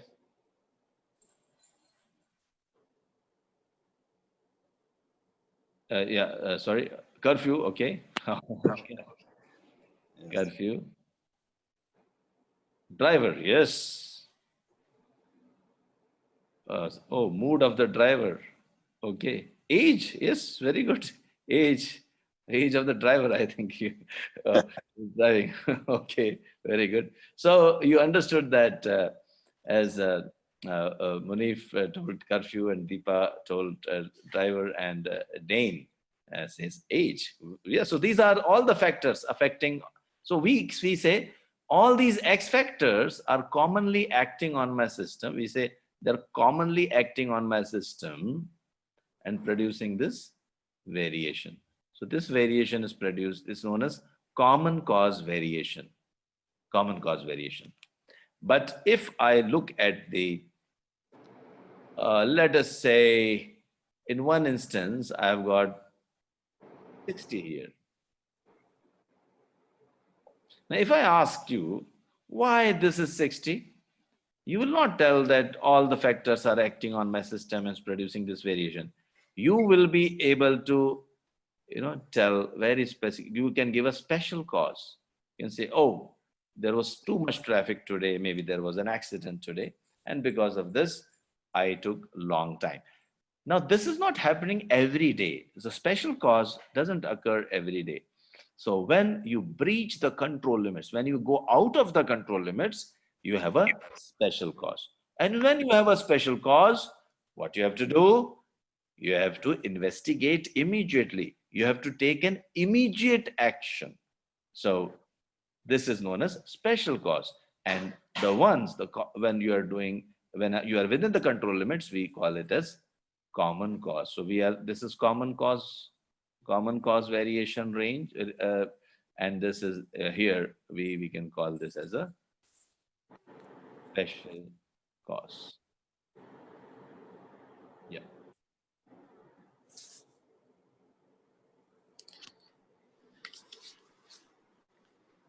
اوكي، وضح لنا اللي هو عمليه السيطره على البروسيس او الانحرافات بالبروسيس. طبعا احنا قلنا بين 15 الى 45 دقيقه، هذه كلها ناخذها يوميا خلال الترافل تايم. داخل الكنترول ليميت فيه كومن كوز، يعني اسباب يعني مشتركه، لكنها داخل اللي هو مسار العمليه. برضو هذه ممكن ان نحسنها في كل مره، يعني نقلل من الوقت، مره 20 دقيقه، مره 15 دقيقه، مره 20. فنحاول طبعا كل مره ممكن ان نحسن من اللي هو عمليه مسار تدفق مسار العمليات او البروسيس. كومن كوزز ممكن نستخدم فيها اللي هو الفيشبون، او نستخدم البرين ستورمينج والعصف الذهني. ليش المشاكل هذه جايه؟ ممكن احيانا تكون عن طريق اللي هو الجو، حاله الجو ما تسمح، وممكن ان في يعني بعض الترافيك، ممكن في اسباب كثيره اللي ذكرناها يعني قبل شوي. في نقطه مهمه طلع لي اللي هو نقطه اعلى من الكنترول ليميت، خارج مسار العمليه. هذه يسمونها يعني سبب خاص او سبيشال كوزز يسمونها. هذا السبب لازم ان ناخذ يعني تدخل سريع، immediately action. لازم ناخذ تدخل سريع بترجيع مسار العمليه الى مسارها الطبيعي. فهذه اللي يسمونها كنترول شارت او الكنترول ليميت. احنا حسنا، ولكن احيانا يصير في انحراف كبير، انحراف يعني شاذ عن الانحرافات اللي داخل مسار العمليه. فلازم نسوي لها تدخل سريع ونرجعها الى مسارها الصحيح. اوكي. Yeah. So now, if you look at, if I change, instead of travel time, we can take, let's say, patient waiting time. If I convert this into patient waiting time and I keep the same values, so I collected the data for some patients and we found that one patient waited for 30 minutes, 35 minutes, 25 minutes, and the average was 30 minutes and standard deviation was 5 minutes. So we can draw the same histogram, and then after that we get these same control charts. And I can predict that in our hospital, if a patient comes to my hospital, he will have to wait between 15 to 45 minutes. I mean, I'm 99% sure.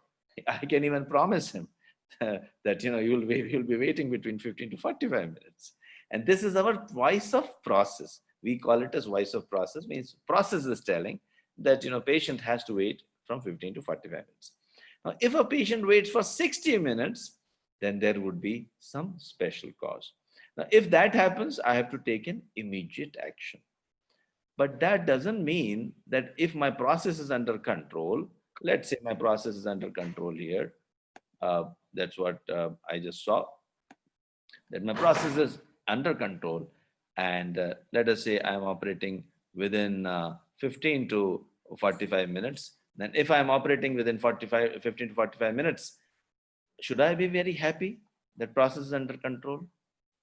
No, it's not necessary, because there is something which is also known as specification limit. This is a KPI. We call it specification limit. Let's say KPI of our hospital is patient should not wait more than 10 minutes. In that case, although the process is under control, but it is not making the patient happy or satisfying the customer. So what I have to do is I have to change the control limits and make it a new process. And I have to get my new control limits. Maybe the control limits from 3 to 9 minutes, maybe. This is going to happen only through DMAIC project. So to make this happen, we will be using DMAIC. We use Lean and Six Sigma. So Lean and Six Sigma can help you change the control limits.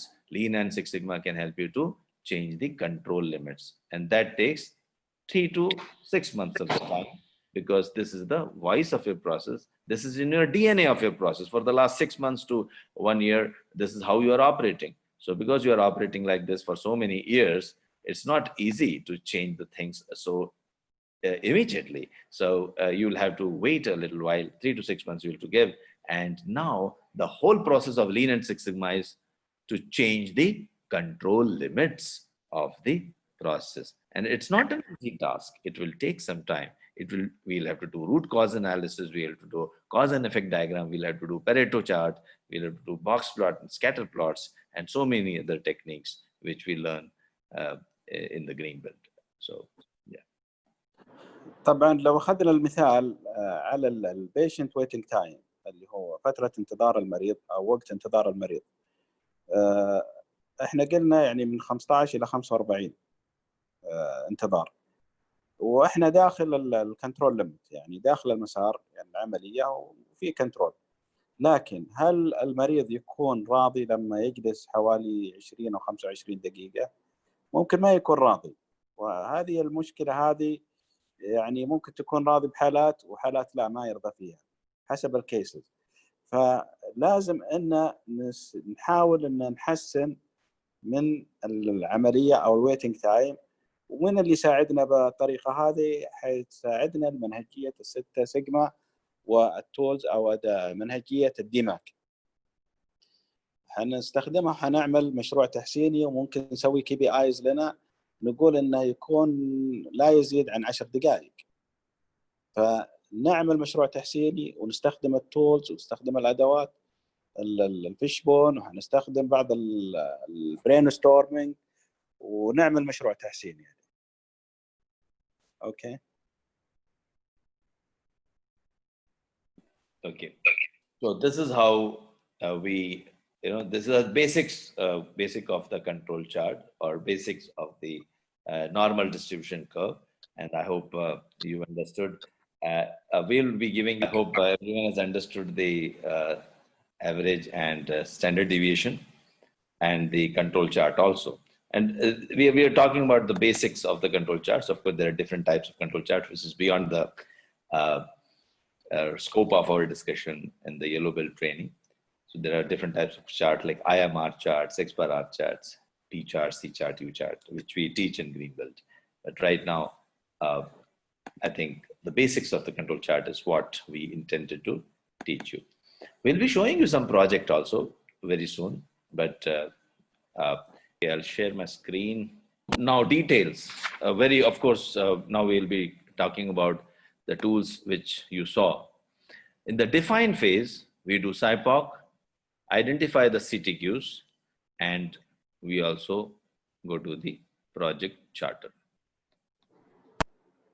طبعا in the define phase او تعريف ما بدايه المشروع هنستخدم فيها اللي هو high level process map اللي هو تدفق مسار العمليه او الفلو شارت، وحنستخدم فيها اللي هو السايبوك.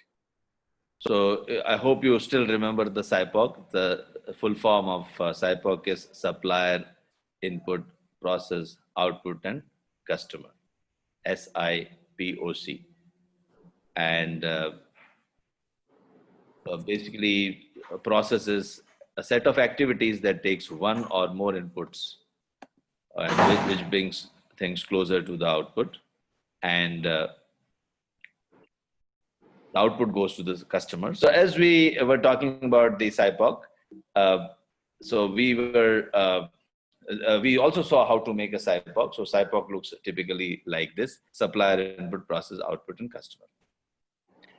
And CTQ is the measure, is the KPI which you are trying to improve. CTQ is the measure which you are trying to improve. And we saw that everything can be measured in hospital. So that's what we are doing. We are trying to identify the CTQ, critical to quality. So here in our case, let us say, if I want to improve the discharge time, reduce the discharge time in the hospital, the discharge time becomes my CTQ.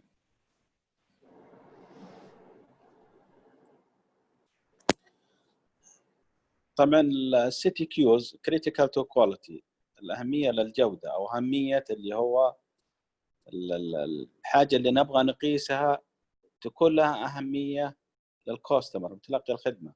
هي عبارة عن KPIs، critical to quality عبارة عن KPIs أو مؤشرات. فنقيس الحاجة اللي لها قيمة للمتلقي الخدمة أو البيشنت، فهو عبارة عن KPIs. طبعا إذا كانت المؤشر يعني ما له قيمة للبيشنت فما نقيسه، احنا نقيس حاجة لها يعني قيمة لمتلقي الخدمة. طبعا KPIs مهم جدا بقياس أي مشروع تحسيني. Yes. Yeah. So as you see, the third thing which we do in define phase is the project charter. So we saw already an example of a project charter. So here you write the problem statement, the goal statement, and also if I can save some money. Many times a project saves money. If you reduce the errors, defects, reduce the rework in your process, you can save money for the hospital. So in this case, you write that you will save some, say 100,000 reals for the hospital, or you can also write it will improve the patient satisfaction. So it can be in monetary terms, it can be in money, or it can be in terms of intangible benefits like patient satisfaction or compliance.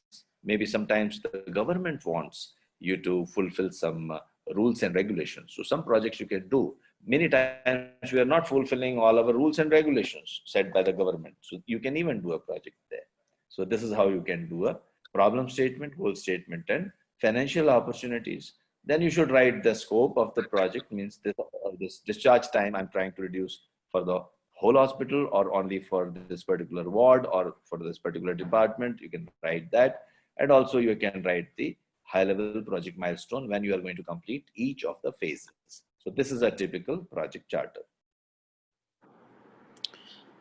طبعا البروجكت تشارتر هذا نستخدمه في مرحلة الديفاين فيز، التعريف خطوات اللي هو المشروع التحسيني، وحنستخدم فيه عناصر مهمة جدا يعني نحتاجها اللي هو ريسورس بلان، وحنكتب فيها جملة البروبلم ستيتمنت، ايش المشكلة اللي صارت حنكتبها يعني بستيتمنت قصيرة جدا نكتبها ايش المشكلة اللي صارت معنا،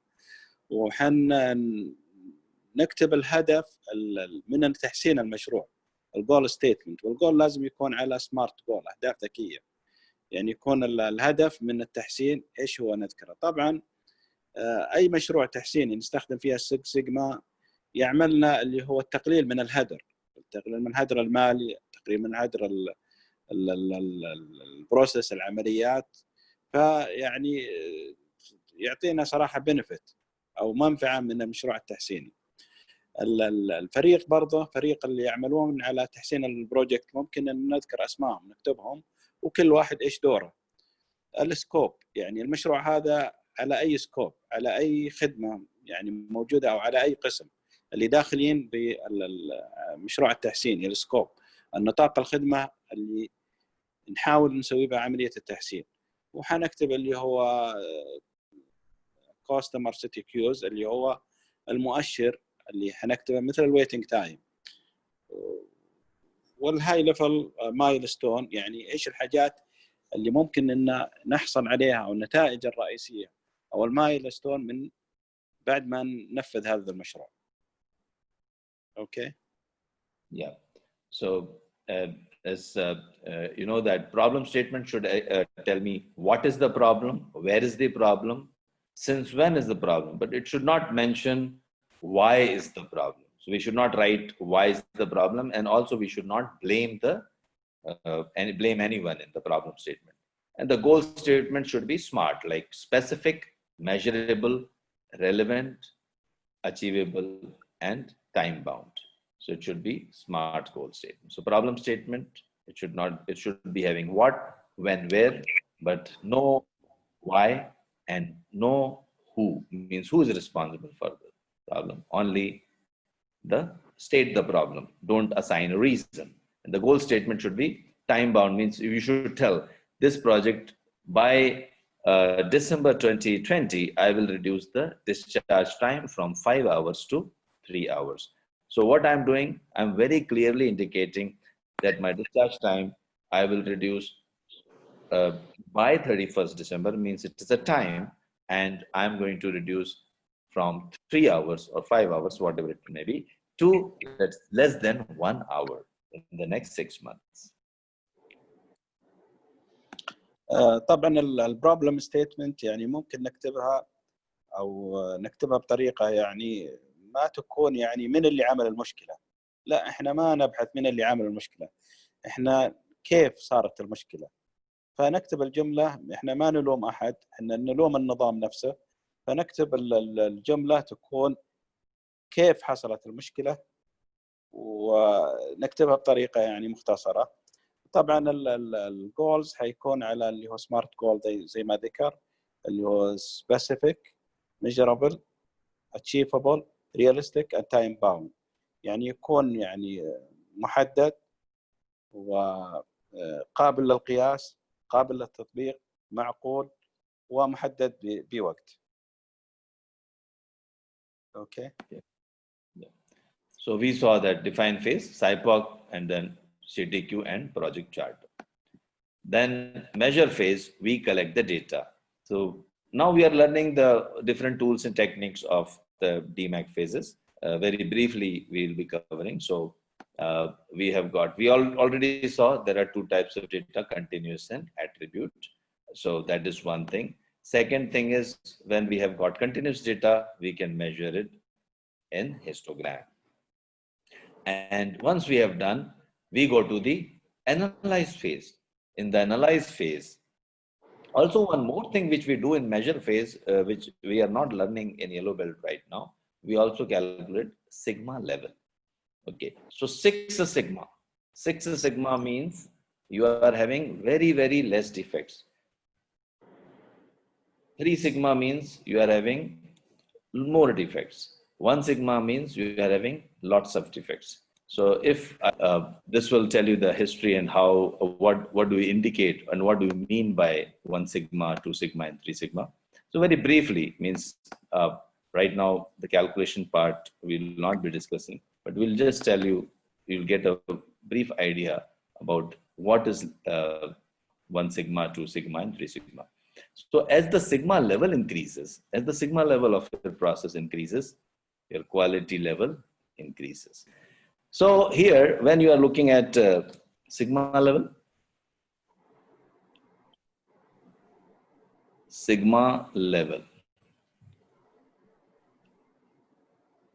as the level increases, the quality increases. So level 1, level 2, level 3, level 4, level 5, and level 6.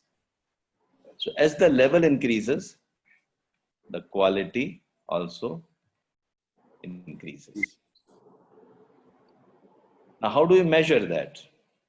So at 6 sigma, you are making only 3.4 defects in 1 million opportunities. 1 million opportunities, you will be making only 3.4 defects. But let us look at what happens at the other sigma levels. You can have a look at the second column. You can look at the second column of this table, spelling. So 3 mistakes in 2 pages in a book, which means around 1.5 spelling mistakes per page. I'm at 3 sigma level. One misspelled word per 30 pages, I'm at 4 sigma level. One misspelled word in a set of encyclopedias, I'm at 5 sigma level. At one misspelled word in all the books contained in a library, I am at 6 sigma level. So in short, that was just an example. In short, at 2 sigma, you are making 300,000 defects in 1 million opportunities. At 3 sigma, you are making 66,000 defects in 1 million opportunities. At 4 sigma, you are making 6,000 defects per million opportunities. And at 5, you are making 200. And 6, you are making just 3.4 defects per million opportunities. So in Six Sigma, we measure the quality not in percentage. First, we measure the defects. We are not measuring quality, we focus on the defects. How many defects we are making? And how do we define the defects? We define the defects from customer's perspective. So we calculate how many defects we are making per million opportunities. So this is what sigma level indicates. طبعا ذكر اللي هو السكس سيجما هو الليفل اللي هو معدل السكس سيجما، وكل ما ارتفع المعدل السكس سيجما كل ما كانت الجودة عالية، وكل ما قلت اللي هو معدل السكس سيجما كل ما قلت الجودة. فقال اللي هو لما نصل للسكس سيجما معناتها اني عندي 3.4 عيب في كل فرصة، يعني فرصة اللي هو عمل أو فرصة يعني إنتاج أو فرصة يعني بروسس معينة. فيعني 3.4 هيحصل عندي خطأ. مثلا في بعض الرعاية الصحية ممكن إن لما يدخلوا مثلا العمليات حوالي تقريبا خلال سنة 6 شهور مليون بيشنت، يحصل عندي خطأ جراحي 3.4 هذا accepted كمثال يعني. فكل ما ارتفع ليفل السيجما كل ما كانت الجودة عالية وكل ما قلت العيوب. طبعا السيكس سيجما تحسب اللي هو معدل الأخطاء. مثلا حوادث الطيران لما تصير عندي كم يعني رحلة، حوالي 1,000,000 رحلة، لكن الحادث الطيران يمكن حيحصل عندي في كل 1,000,000 رحلة حيصير في عندي خلل مثلا بالطائرة أو خلل في حاجة معينة. فهي تحسب معدل الستة سيجما ب3.4 عيب في كل فرصة اللي هو عمل أو فرصة إنتاج. Okay. So now we go to the analyze phase. In the analyze phase, we do a cause and effect diagram, control impact matrix, Pareto chart, and also process mapping. So let us discuss first the cause and effect diagram. Cause and effect diagram, we look at the effect or the problem, we write it in the box, and we brainstorm on all the possible causes. And Ishikawa, who also used it for the first time, and this cause and effect diagram is also known as Ishikawa diagram and also known as Fishbone diagram. He said that if we brainstorm on 5 machine, material, method, people, environment, and measurement, you will be able to get all the possible causes in your hospital. So to make use of cause and effect diagram, we start brainstorming on all the possible causes with respect to these 6 areas. طبعا هذه بعض الأدوات اللي نستخدمها بمنهجية الستة سيجما اللي هو cause and effect diagram اللي هو السبب والنتيجة، أو مثلا يسمونها عظم السمكة. طبعا اللي هو رأس السمكة حيكون اللي هو المشكلة نفسها اللي حصلت، والعظام أو الغضاريف هذه تكون المشاكل اللي أدت إلى المشكلة. طبعا في كذا يعني عنصر، في مشاكل تابعة للأجهزة وفي مشاكل تابعة للسياسات والإجراءات، وفي مشاكل تابعة للقياس، وفي مشاكل جاية من اللي هو البيئة المحيطة، وفي مشاكل جايه من العاملين او المان باور الموجودين، وفي مشاكل بنقص السبلايز ونقص بعض التجهيزات اللي تسببت هذه المشكله. هذه هي الاداه تساعدنا في اللي هو في مرحله اللي هو التحليل او الانالايز بيس. اوكي. Then comes the Pareto chart, which we have already discussed as an example. But here, just to tell you that, so here you are looking at the, let's say, if I'm taking some medical errors. So let's say there are type of medical errors indicated by A, B, C, D, E. So you can see that D is contributing the most, B is the second most, third is the F. And if I calculate D plus B is giving me this frequency, and D plus B plus F is giving me this value.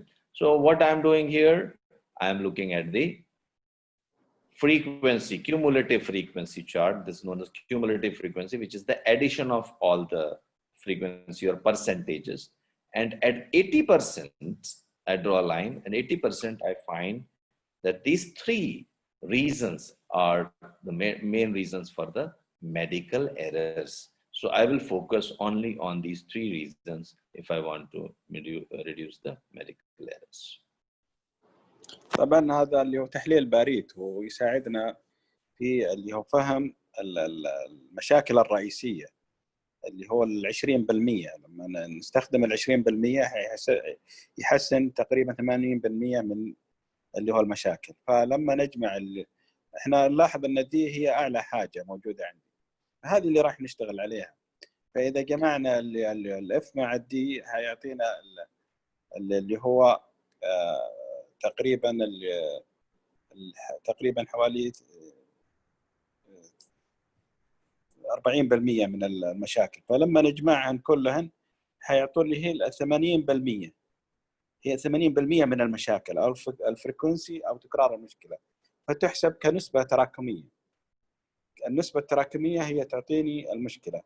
فلو اخذنا مثلا الخط من 80 ولامس الخط اللي هو النازل اللي انتم شايفين وينزل تحت، فيعطيني الدي والبي والاف هي المشاكل الرئيسيه.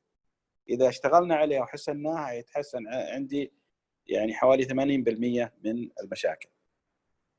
Okay. Yeah. So now this was the data door. We call it data door. Now we look at the process map. So when I ask anyone and a process manager, how does your process look like? If I am taking about discharge time, so he will say, oh, this first step is this, second is this, third. That's what we think. But when we go and check in the field, when I go out and see and look at with my own eyes how the process is taking place, how the patient discharge is taking place, you will see lots of things are happening. Lots of to and fro things are happening. Lots of rework is happening. Lots of mistake happens. Some document goes to and fro too many times. So many things are happening which are not known to us. So we have to do a Gemba investigation. Gemba means go to the field. Go where the action is. So Gemba is a Japanese word which means go to the place where you have got where the action is taking place. So here you do a Gemba investigation with the pen and paper in your hand and go out and walk with the patient, walk with the process, and you will see lots of things are taking place which are not adding any value. So you have to remove them. We call them waste. So you have to remove these, and then you have to make a process something leaner. You have to remove all the waste and make a process so that if it takes 5 hours, it will take 3 hours. If it's taking 20 days, it will take 5 days. Really, this is very important, Mr. Amitabh. This is when you ask the leader or the process owner, it is say something. يعني. طبعا هو ذكر يعني في البداية لما نسأل أي يعني البروسيس أو رئيس القسم أو أي أحد يعني بالقسم نسأله كيف النظام أو طريقة النظام، فحيقول لي تقريبا خطوات النظام تقريبا واضحة عندي حوالي 15 خطوة. يعني هو يعني باي ثينكينج، يعني يقولها لك يعني تخيل. لكن لما نروح للحقيقة ونقعد نتبعها نجد أن خطوات النظام أو خطوات العمليات هذه زادت عن ال 15، تلقى أكثر من 20، يعني من 20 خطوة. هذه كثيرة جدا الواقعية. فالخيال غير الواقع، هذا الواقع الموجود، لكن يفترض أنه يكون أقل من كذا. يعني what that should be، يعني المفروض أنه يكون تقريبا لا يقل عن 10 أو 9 يعني خطوات. لكن إذا بغينا نحسنه تقريبا يعني المفروض أنه يكون يعني مفروض لا يقل عن 3 يعني خطوات. كيف نحسنها؟ نعمل اللي هو منهجية أو طريقة الجنبة أنك تروح لمكان العمل وتتبع مسار العملية بنفسك وترسمه، فتلاحظ أن فيه هدر كبير في النظام. فتحسن اللي كان ب5 أيام ممكن تقلله 3 أيام، ممكن تقلله إلى 3 ساعات، في تشيل الخطوات اللي ما لها يعني ضرورة وتضيف قيم لها يعني مفيدة في النظام. remove values add values، هذه يسمونها اللين، تقليص أو تقليص حجم الخطوات والهدر في النظام. Okay. Yes. So this is how typically a process map looks like, and you have got starting point and end point, and you have got some. So right now we'll not be describing the process map as such, but this is just an example that this is a one way of mapping the process. You have your customers. This is a process of ordering a new laptop in a hospital, let us say. So here you have got a customer. Your customer is the employee. They need a laptop. Then you order, go to the purchase team. They complete the order form. Anyway, I'm not going to describe this, but just understand this is how we map the process. We write all the steps in the respective lanes of the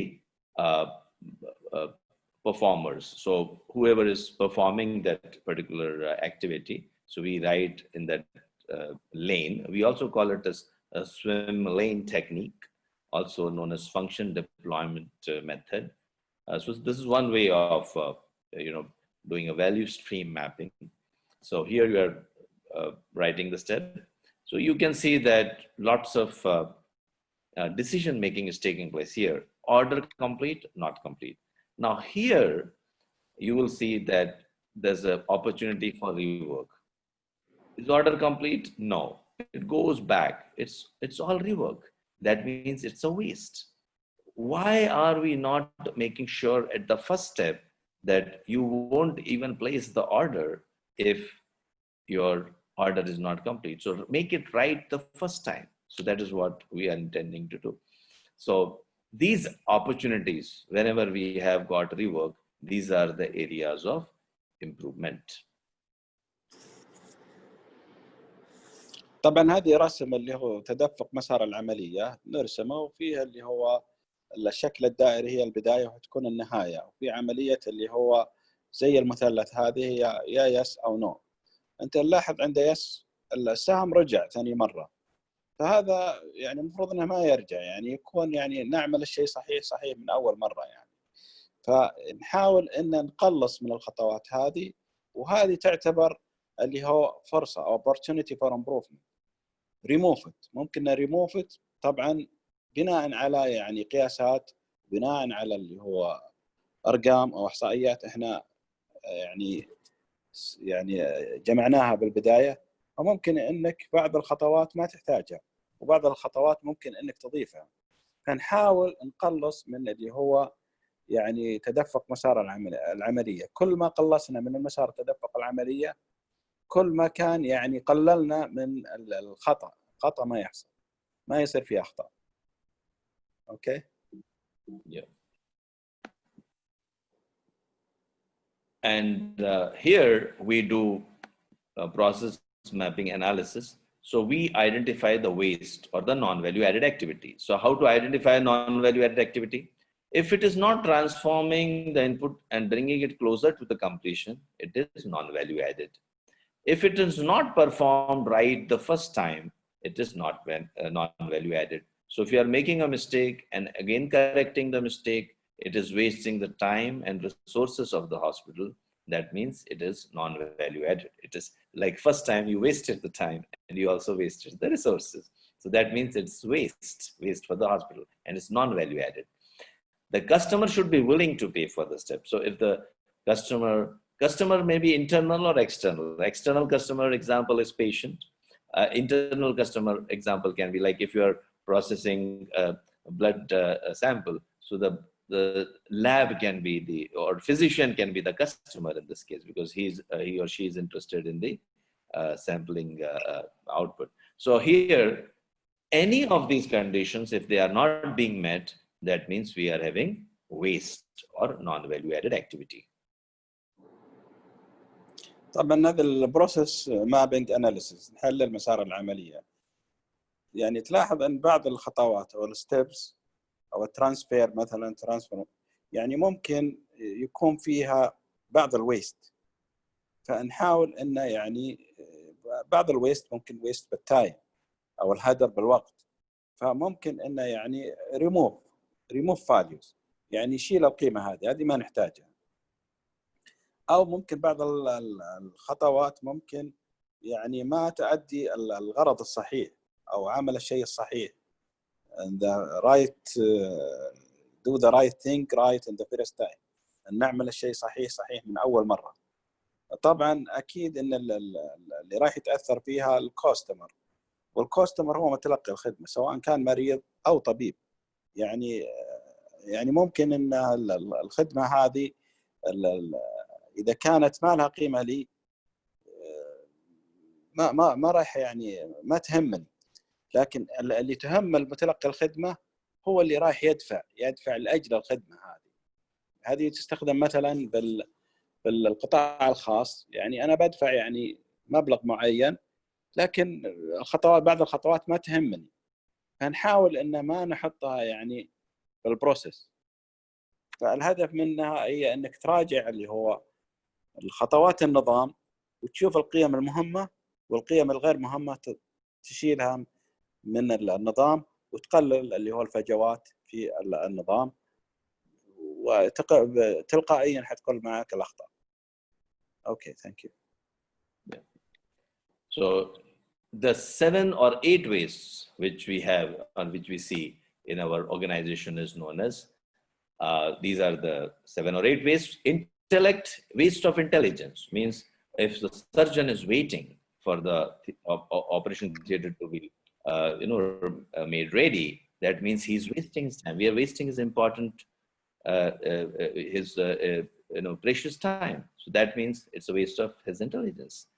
Or if you are just spending our time, you are qualified to do greater things, better things, but you're most of the time just writing reports or writing emails, routine emails, or attending meetings. That means it's a waste of your intelligence. Nurses, many times, the patient keep asking, well, my bed sheet is not okay, my pillow cover is not clean. So if nurses are, this is a housekeeping job, but if nurses are attending to this, that it's wasting their intelligence, because nurses should be taking care of the patient and they should be giving the right medicine. So if they start taking care of the bed sheet and pillow covers, etc., so they will give the wrong medicine. So what will happen? Again, it's a waste of intelligence of nurse. Means we should be utilizing the person to the maximum. So one good point is that if you are utilizing the resources to the optimum, that means you're not having any waste. But in case you are not doing that, it's a waste of intelligence. Scrap, rework, defects and errors, obviously it's a waste. Any waiting time, any inventory, extra medicines which get expired, you have got too many medicines which are not being used. Lots of equipment you have bought in the hospital and it's not being utilized, that's a waste. Then unnecessary motion movement, any transportation or over-processing or overproduction, all these are considered as a waste. So the idea is that in our hospital, we need to remove the waste so that we are left with only value, and that will reduce a lot of our costs and time in the hospital. So this is a typical patient flow. I'm not going to describe because everyone knows about it. And just to take an example of wastes. So unnecessary motion, anything. So you have to observe how the things are taking place. And then after observing, you remove the unnecessary process or motions. In UK hospital, I was implementing Lean and Six Sigma at that time. They said that, why do we need the doors of the cupboards? There are cupboards in the lab and in the lots of places. We have got cupboards, the doors. They said, why do we need the doors? Why can't we keep it open? And everyone said, yeah, it's very much possible. So they can see all the medicines, all the chemicals, all the reagents very easily. And then that's what they did. They removed all the doors. And then this, reduced lots of waste. That improved their time of searching the reagents or the medicines. Unnecessary waiting, unnecessary transportation errors, unnecessary production. Unnecessary, if the equipment is not being used, that means it's a waste. In the lighter vein, you have cost of 5-minute MD walk is around $6.50. And if you take an example of walk to the elevator, 1 minute, elevator wait 3 minutes for a nurse, and elevator travel is 1 minute, walk to lab or pharmacy is 1 minute. And if we consider nurse cost per hour is $50, then in that case, cost of one trip is around $5. So cost of 5 trips per day per nurse is around $25. So you can see the cost of elevator wait per day per nurse, it just comes to around $12.50. So this is, so we can see the waste is all around. So that is why we keep telling that, you have to always reduce the waste. Lab and pharmacy on second floor and radiation equipment on ground floor. So a lot of movement keeps happening from ground floor to the second floor. We can reduce that movement, unnecessary movement, by keeping all the lab, pharmacy, and radiation equipment on the same floor. So these are some examples. Interruption happens when patient is waiting. Again, it's another example. Remember, if you want to remember, sometimes we call it I swim to ISWIMTOO. Intellect, scrap, waiting, inventory, motion, transportation, overprocessing, and overproduction. And sometimes if you interchange them, it is also known as Tim Woods, TIMWOODS. So whichever way you want to remember. So these are the 7 or 8 wastes. طبعا نتكلم عن اللي هو ال8 أو 7 ويست أو المودة، يسمونها المودة. هذه كلمة يابانية عبارة عن الهدر في مكان العمل. فيها يعني بعض الهدر مثل اللي هو انتظار الطبيب، مثلا العمل تقرير أو هذا، يعني هذا هدر للوقت يعني. وفي السكرابز اللي هو الريورك والديفكت والايرور. طبعا في مكان العمل حيكون في بعض التكدسات يعني تعيق يعني حركة العمل. طبعا اللي دبليكيت، كل مره تعمل نفس العمل، مثلا كل مره تكتب تقرير ومثلا فقد التقرير تكتبه ثاني مره، فتحول على سيستم معين. تقلل اللي هو الريورك والديفكت، وتقليل الديفكت والايرورز والويتنج تايم يعتبر من الهدر، من عمليه الهدر. والانفنتري، مراقبه المخزون او المخزون، اذا ما كان في مراقبه دقيقه على الميديكيشن والسبلايز فيصير فيه يعني اكسبريشن عالي، يكون فيه هدر. الحركه طبعا الموفمنت، يعني حركه الطبيب، حركه الممرضه داخل القسم نفسه، فتحصله يروح ياخذ الميديسن مثلا من الكابينت ويروح ياخذ السرنج من جهه ثانيه، فيكون فيه هدر للوقت. هذه الترانسبورتيشن او الموفمنت او التنقل، هذه يصير فيه هدر. والترانسبورتيشن، عمليه النقل هل هي خطواتها يعني كثيره او قليله، هذه ممكن يسوي لها هدر. فهذه العناصر الرئيسيه الاوفر بروسيس، يعني زياده في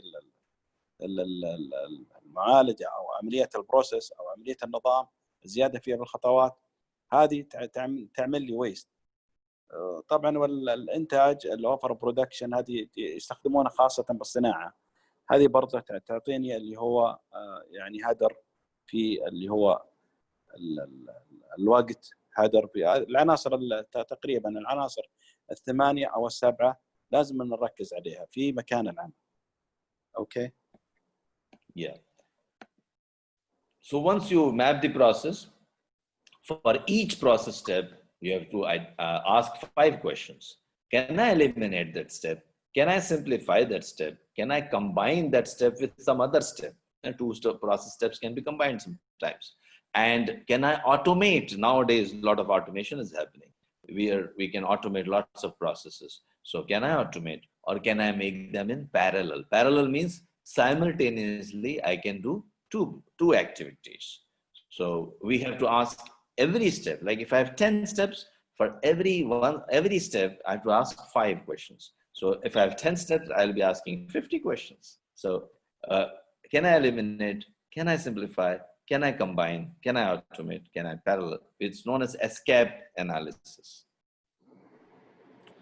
طبعا في انشاء اي بروسيس او مراجعه اي بروسيس ممكن نسال انفسنا عده اسئله. هل ممكن اني احد من عمليه الخطوات؟ كان eliminate ممكن اني اقلل من الخطوات؟ اذا والله اقدر اقلل منها ممكن اني اقلل منها. هل ممكن اعملها بشكل يعني مبسط simplify؟ هل ممكن اني اجمعهم؟ هل ممكن اني اعملها بطريقه يعني على سيستم نظام كمبيوترايز، او عمليه اللي هو مثلا البريسكريبشن للصيدليه، ممكن بدل ما ارسل بريسكريبشن مثل للصيدلي ورقيه ممكن اني احولها على نظام، على سيستم يعني اوتوميتد. اوكي. Yeah. Musa Latik is asking that what is the difference between parallel and combined process? So if I'm combining the 2 processes and making it together, like for example in registration process, so sometimes we ask the like the ID, and then it is scanned or it is stored in the system. Then we ask the customer to fill in a form, the name, etc. So if I were to do same process, I'll give example. If it is to combine, so what I can do, once I take the ID, automatically the name and all the details are captured, and customer doesn't have to fill in a form. So what I'm doing, filling the form and scanning the ID, I am combining the 2 steps. But suppose I want to make it in parallel. So parallel would be, while I'm capturing the ID and scanning the ID, I'm asking the customer to write the fill in the form. So earlier process might be, first I ask the customer, please fill in the form. Once he fills in the form, then he comes to the desk, and then I ask him the ID, and ID I am scanning. So that was the previous process. So parallel would be simultaneously I'm scanning the ID and he's writing the filling the form. And if I'm combining, I just ask him ID and all the things are done together. So this is a simple example. Okay. Good question. Okay. So now we have done analyze phase. Now we have got the root causes. We know from our Pareto analysis what are the root causes. We generate the solutions. And we also do FMEA, failure modes and effects analysis, but we won't be able to discuss this in yellow belt. But we imagine, FMEA means we imagine how the process will fail, and then we take a preventive action. So step by step, we do this. And then FMEA model is also module, I've put it on YouTube, so you can see that when you have time. Then in the idea, now in the improve phase, you go to the idea generation. You look at the process benchmarking. Can I look at other hospitals? What are they doing? Can I learn from them? Can I use best practices within my hospital? Can I use someone is doing something better? Can I learn from them? Or can I brainstorm? Can I do the brainstorming? Brainstorming means can I generate the ideas? So there are 3 ways of I can think of improving: benchmarking, best practices, and brainstorming. طبعا الايديا جنريشن ممكن نستخدم فيها البرين ستورمنج. احد الادوات اللي نستخدمها بالسكس سيجما البرين ستورمنج، العصف الذهني، استدرار الافكار.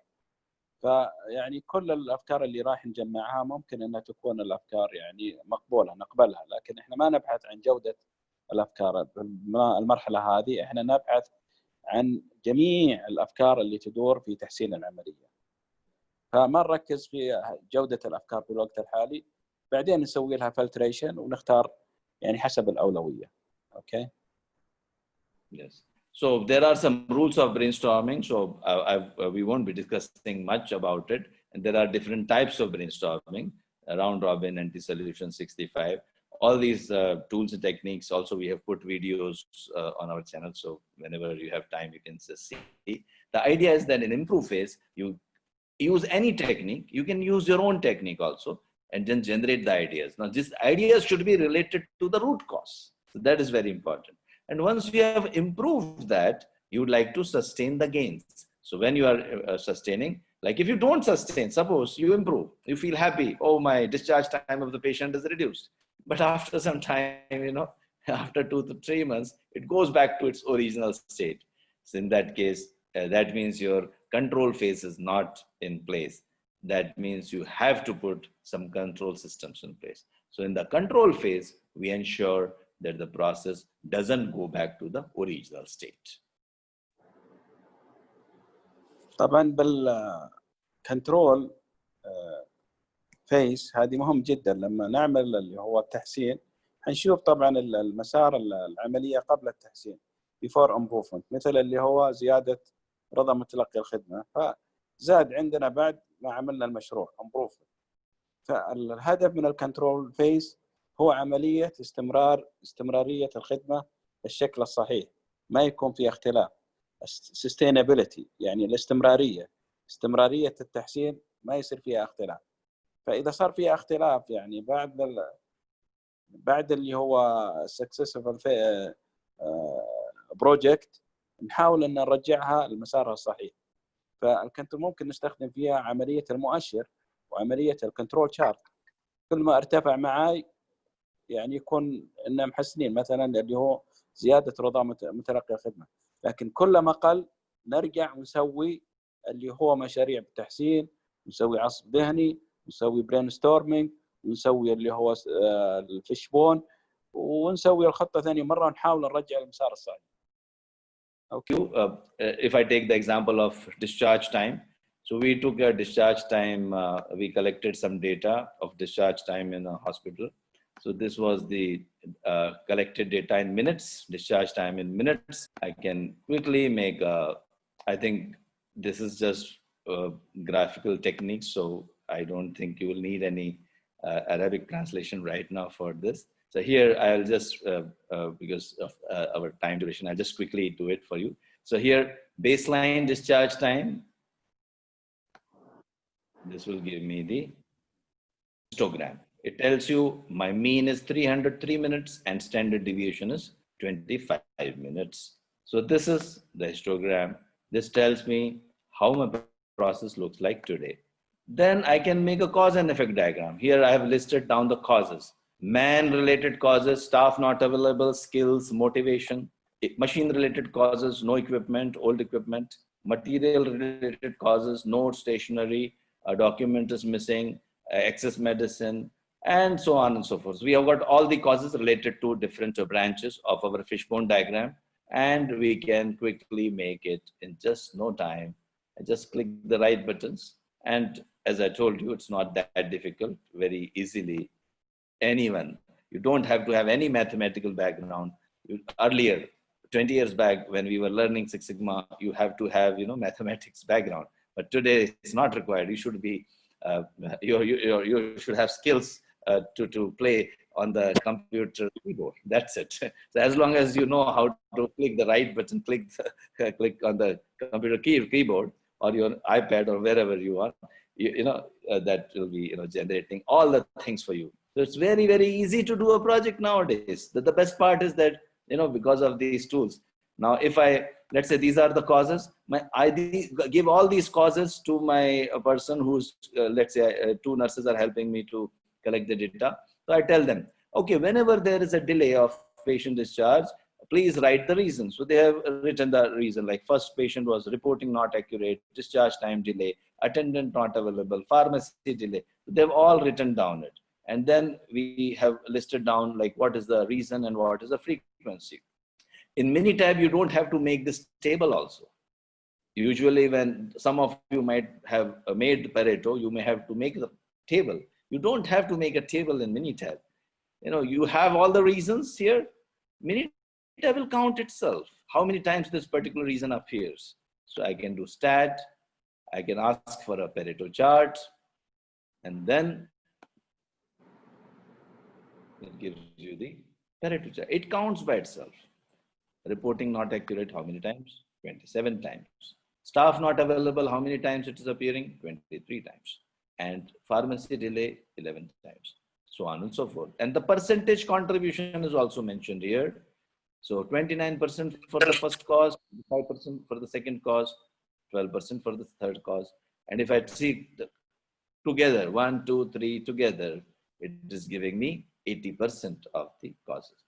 So these are some of the tools, means I just wanted to demonstrate. There are a lot of excellent tools. You know, these I just, due to lack of time, we can't demonstrate. We can make box plots, scatter plots. Like for example, if I want to see, is the discharge time affected by the discharge summary delay? So if you look at my Pareto chart right now, we did a Pareto chart and we found what were the top one cause. Top cause was reporting not accurate, and let's say discharge summary was delayed. These two are the root causes. So I can further investigate them using scatter chart, scatter plots and box plots. So for example, discharge time and discharge summary delay. I'm doing it a little fast because of the, right now I understand we are towards the end of the training. So I'll try to tell you as much as possible. So discharge time versus discharge summary delay. I will make a scatter plot. And when I make a scatter plot on discharge time and discharge summary delay, it tells me, oh, they are related. They are correlated. As the discharge summary delay increases, more the physician takes time to write the discharge summary, more is the discharge time of the patient. So I need to work on it. This becomes my X factor. This becomes my root cause. So I should work on it. But let us see pharmacy time. Is pharmacy time affecting my discharge time? So I will make a scatter plot again. And let's see pharmacy time, is it impacting? See, let the data, we can't say anything. Let the data speak for itself. Oh, data is telling pharmacy time is not affecting my discharge time. There is no correlation. Pharmacy time and discharge time, oh, there's no relation. That means, okay, I should not work on pharmacy time. That's not my root cause. Look for somewhere else. Look for the root cause somewhere else. That is what it says. Then here we have got, now if I have continuous data and continuous data, two are continuous data, then I make scatter plot. But suppose one is continuous data and another is attribute data. Like for example, reporting accuracy. Is it affecting my discharge time? So reporting accuracy is attribute data, like correct and incorrect. And discharge time is continuous data. So I cannot make a scatter plot. Then I will make a box plot. So here I'll make a box plot very quickly. I'll just show you. So discharge time versus reporting accuracy. Let me see. Is reporting accuracy affecting my discharge time? Yes. When the reporting accuracy is there, it's correct, reports are correct, everything is correct, no documentation error, my discharge time is less. And when there is a high reporting errors, there is a documentation error, reports errors, my discharge time is high. So I really need to work on reporting accuracy in my hospital. So I will work on that area, and that will reduce the discharge time. But if I look at the staff availability, staff available or not available, this is A means available, N means not available. So if staff availability affecting my discharge time, I will again make a box plot because staff availability is attribute data and discharge time is continuous data. So I will make a box plot And let us see, staff availability is impacting or not. Okay. Well, not.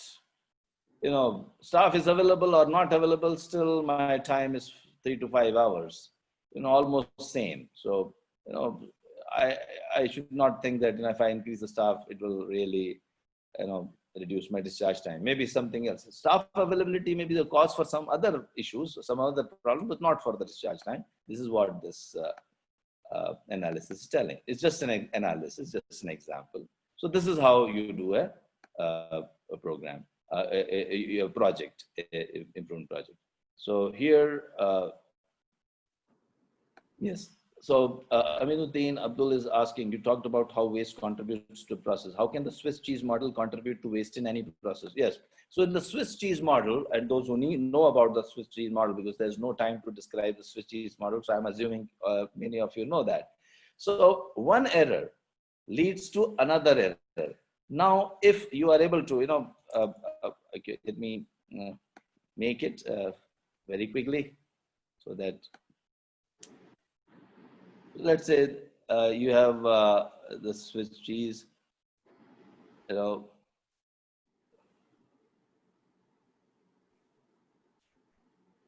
so these holes are, you know, indicating the sort of errors. So suppose error passes through to the next stage, but if you see this actually should be, imagine this Swiss cheese is like this. So of course, so here you have got this error, another error here, and another error here.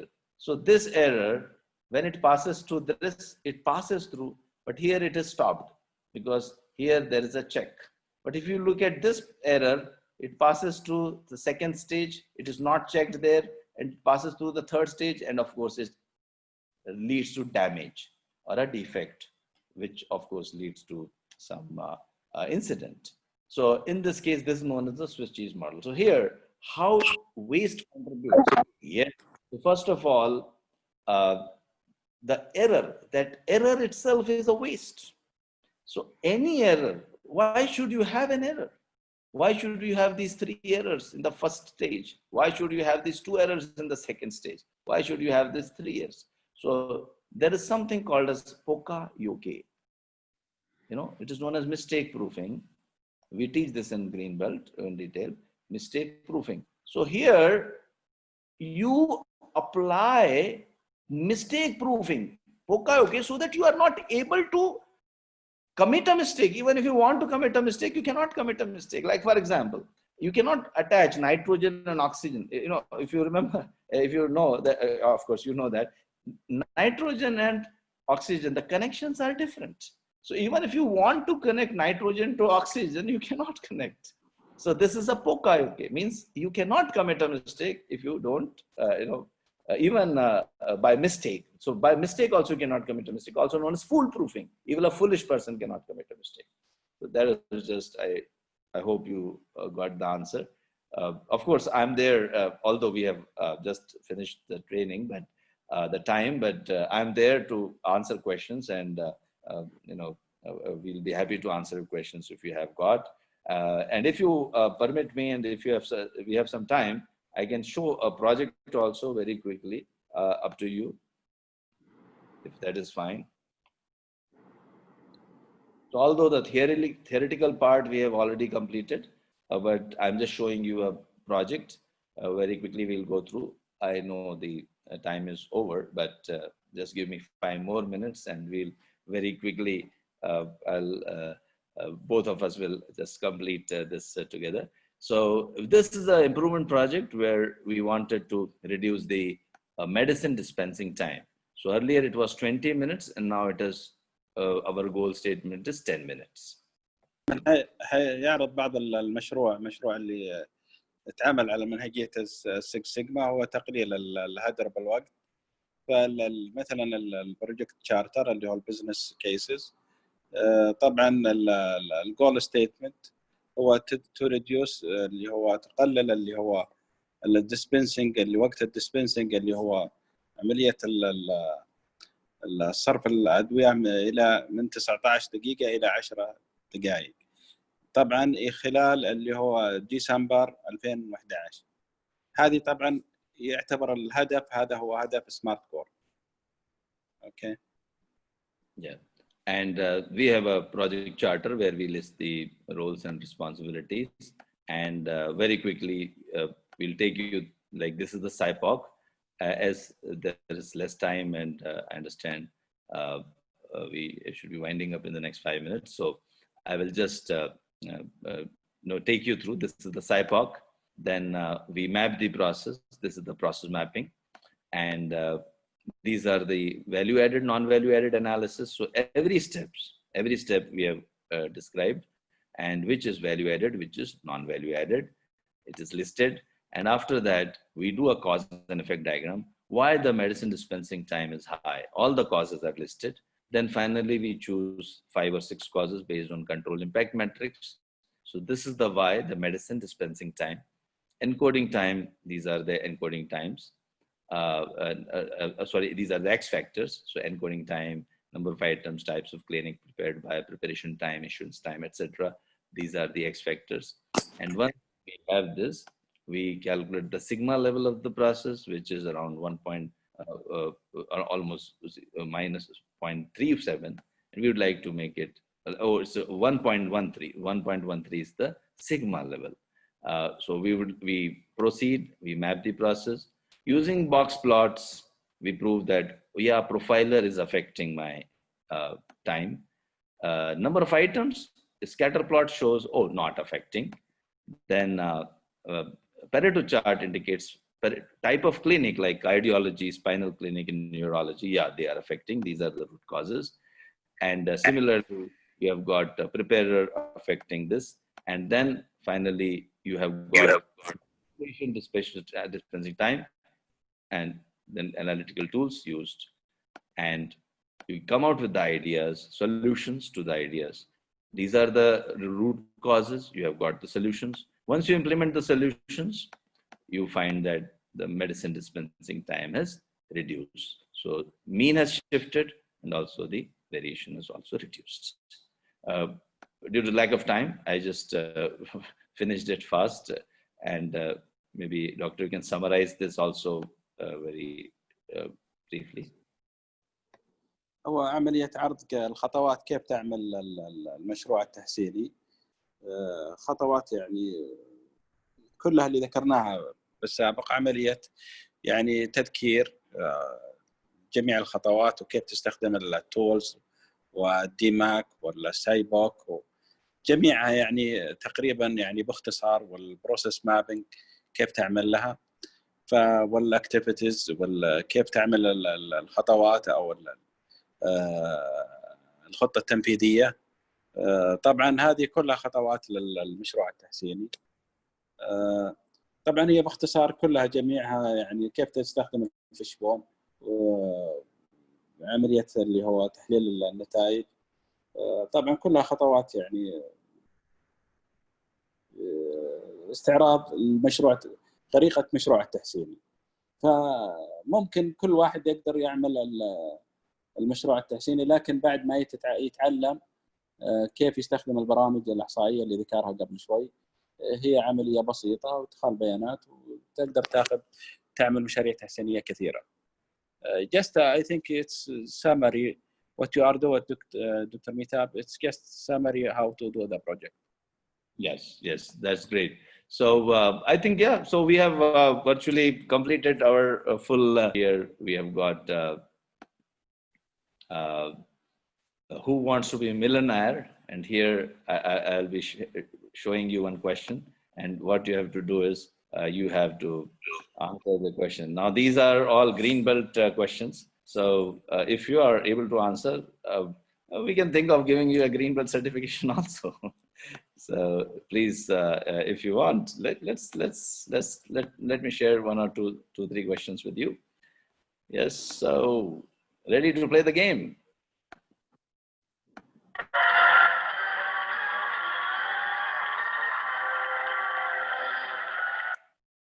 Yes, so please answer this question. Here we go. This question will give you 1,000 reals. If you answer it correctly, we'll give you 1,000 reals. Which of the following is not in measure phase? Not in measure phase. Which of the following is not in measure phase?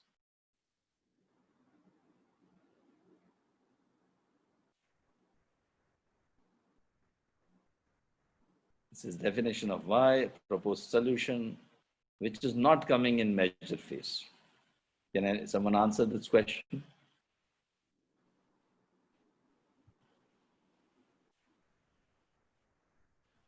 B, yes, Aminuddin Abdul has given the right answer and you win 1,000 reals. You can collect, Abdullah Al-Harbi, yes. You can also collect your 1,000, or just, this is just virtual money, right? And don't really ask for the money.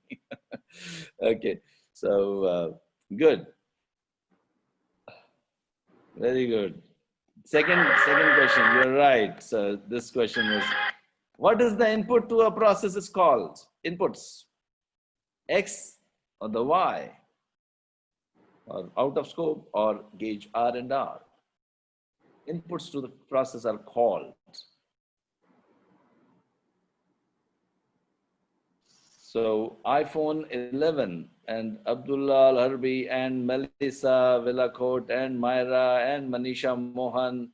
Oh, very good. All have given a right answer. And one more, I think Aminuddin, all of them have given the right answer. Amr Al-Sharif, yes. So this question was for 10,000 reals. So yes, all of you won 10,000 real. Muhammad Sakir also.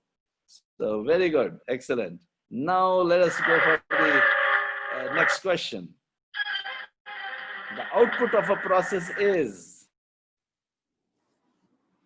what is the output of a process? And these are all green belt questions. So if you are able to answer these questions, that means you are very much eligible for green belt also.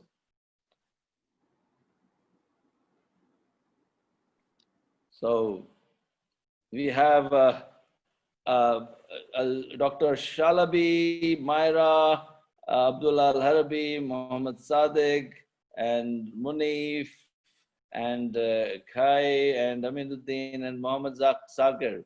All of them giving the right answer. Ajay B also, Huda, Shiji, okay, Radhi Al-Shagdali, and Dr. Abu Agla. Wow.